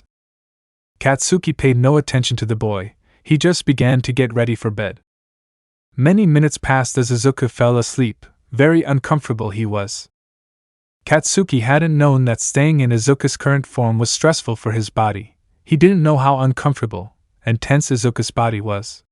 And at that, he'd never actually know or understand. Chapter 24. Weeks began to pass as Izuku stayed in his larger, more human exterior, only when Katsuki's around. He did obey Katsuki, as he was told to practice staying in that form. Katsuki didn't think much of it, other than Izuku was much bigger. Even then he was still quiet and shy. Izuku preferred to stay in Katsuki's room anyways. He never enjoyed hanging out with the others when he's in his human exterior. Izuku only really obeyed Katsuki when he's around, but when he'd leave for class, he'd go back to his Neko exterior, and before Katsuki gets back he's back to his larger self. The weekends were harder for Izuku, and the constant shifting was tiring and it filled him with fatigue, but he was still okay. It was a Friday night and everyone was downstairs watching a movie, Katsuki and Izuku included. Izuku stayed close to Katsuki, knowing that Katsuki had a short temper with anyone that'd try and talk to Izuku. The class knew that Izuku was a friend of Katsuki's, and they had the impression that he went home late at night after he would come, hang out. Aizawa knew about Izuku, so he didn't give it much of a second thought, although he wished Katsuki would tell the class. But Katsuki was being selfish. He liked having Izuku to himself, knowing a secret that no one else knows. He felt special. Izuku yawned and rested his head against Katsuki's shoulder. His body felt weaker, and fatigue was hitting him like a truck. Keikaken, Izuku whispered tiredly. He hummed in response. Can I go to your room and shift, please? He glanced at the blonde, keeping his voice beyond a whisper. Katsuki furrowed his brows, thinking. After the movie, he mumbled, looking at Izuku, then back at the TV. The smaller boy sighed and looked at the TV, then closed his eyes. He relaxed, and slowly moved, laying down, having his head in Katsuki's lap. Katsuki looked down at the boy and furrowed his brows. HMG, he groaned and lightly placed a hand on the head of the boy. Izuku had relaxed more, almost falling asleep as Katsuki gently messed with his green mop of curls, every so often gently tugging, leaving a satisfying feeling in him. Izuku hummed softly before falling into a comfortable slumber upon the blonde's lap. Katsuki looked down at the sleeping boy and sighed. He shook his head, looked up at the ceiling. I'm heading to bed, you guys. Katsuki mumbled, knowing that if Izuku stayed there he'd wake up sooner.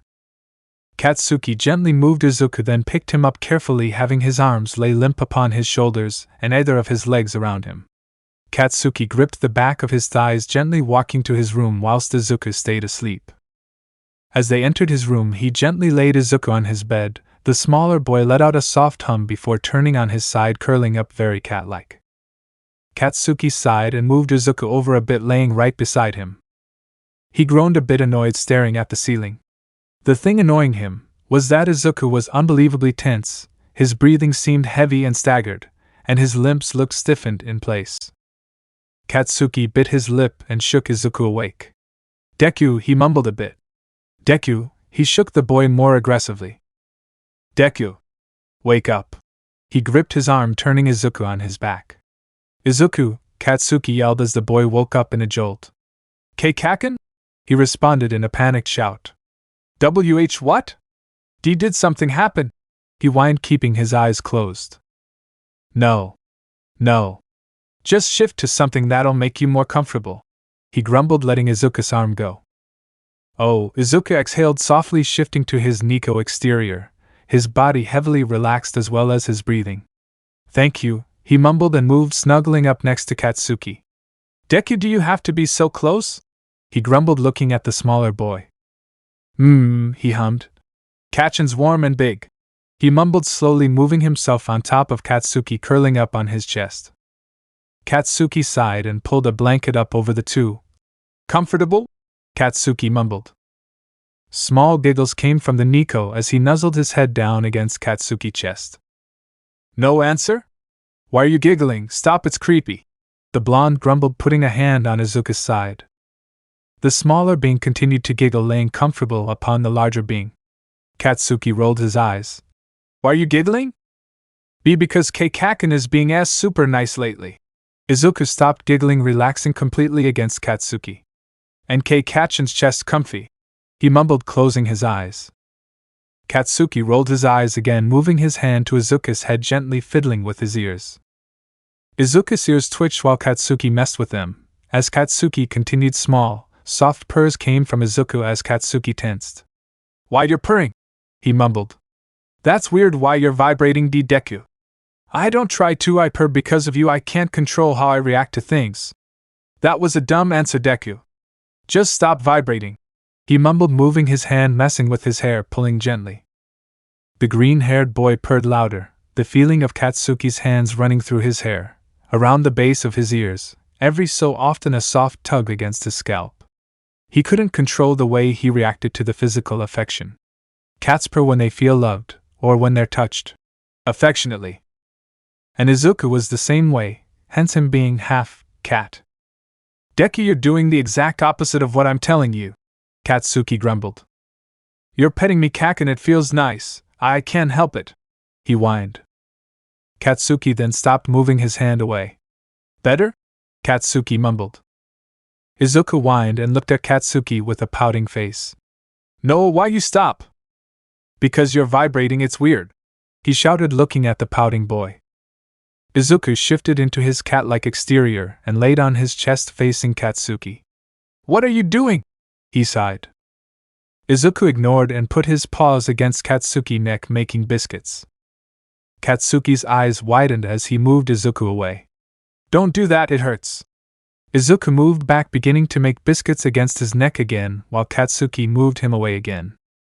That didn't stop Izuku as he moved back, doing the same thing. Why are you? What do you want? He shouted after moving Izuku away again, just to have Izuku move back, continuing his biscuits on Katsuki's neck.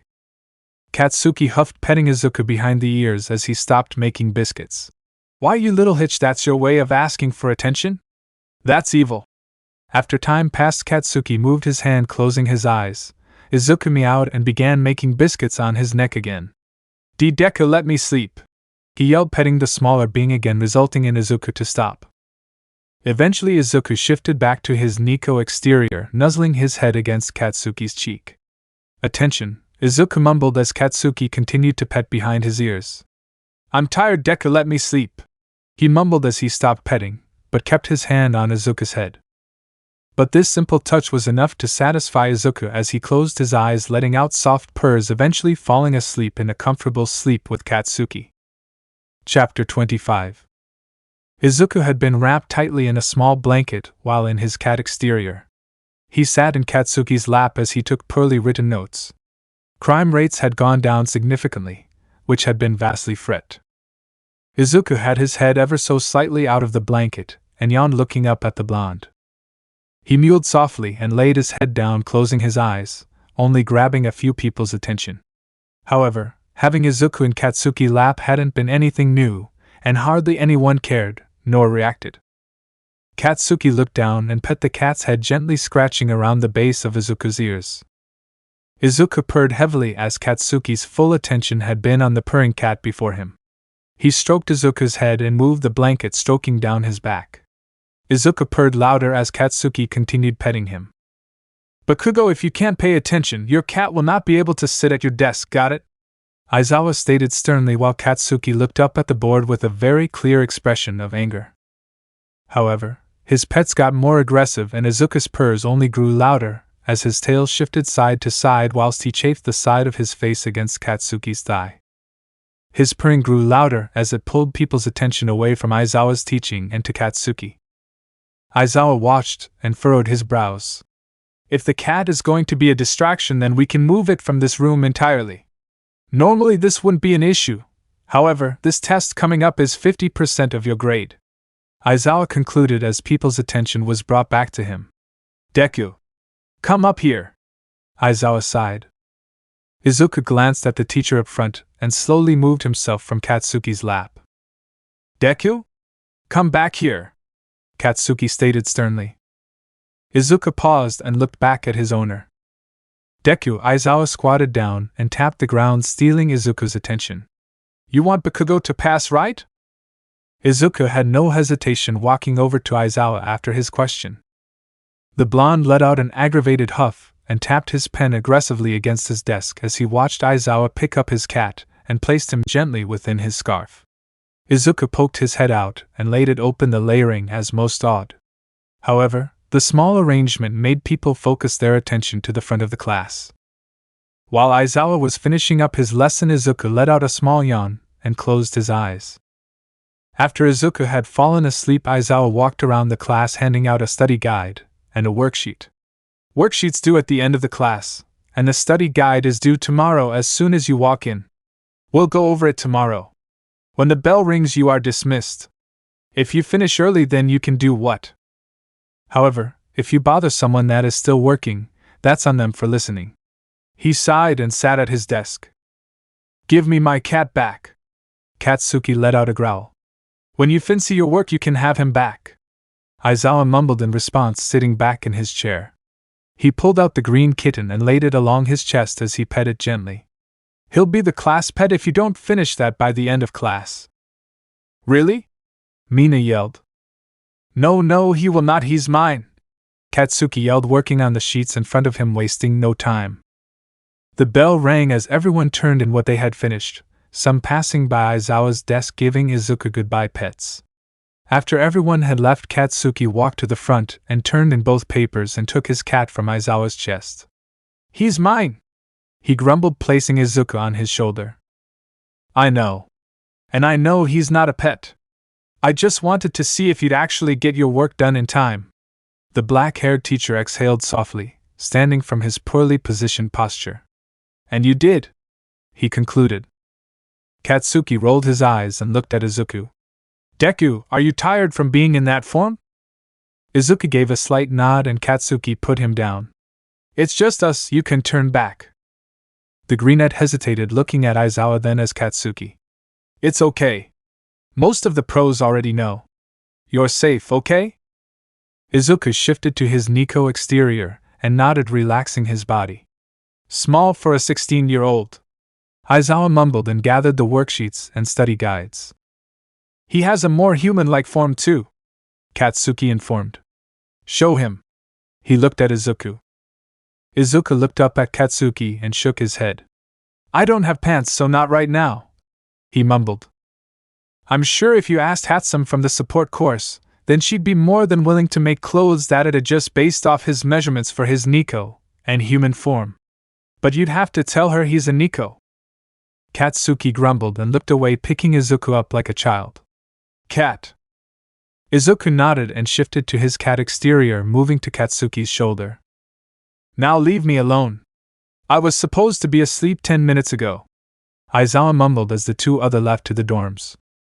Let me know in the comments below if you guys want the next part. Also check out my other video that has been shown and left. Thank you for watching. If you enjoyed this video, please like and share this video. And have a fantastic day. Bye.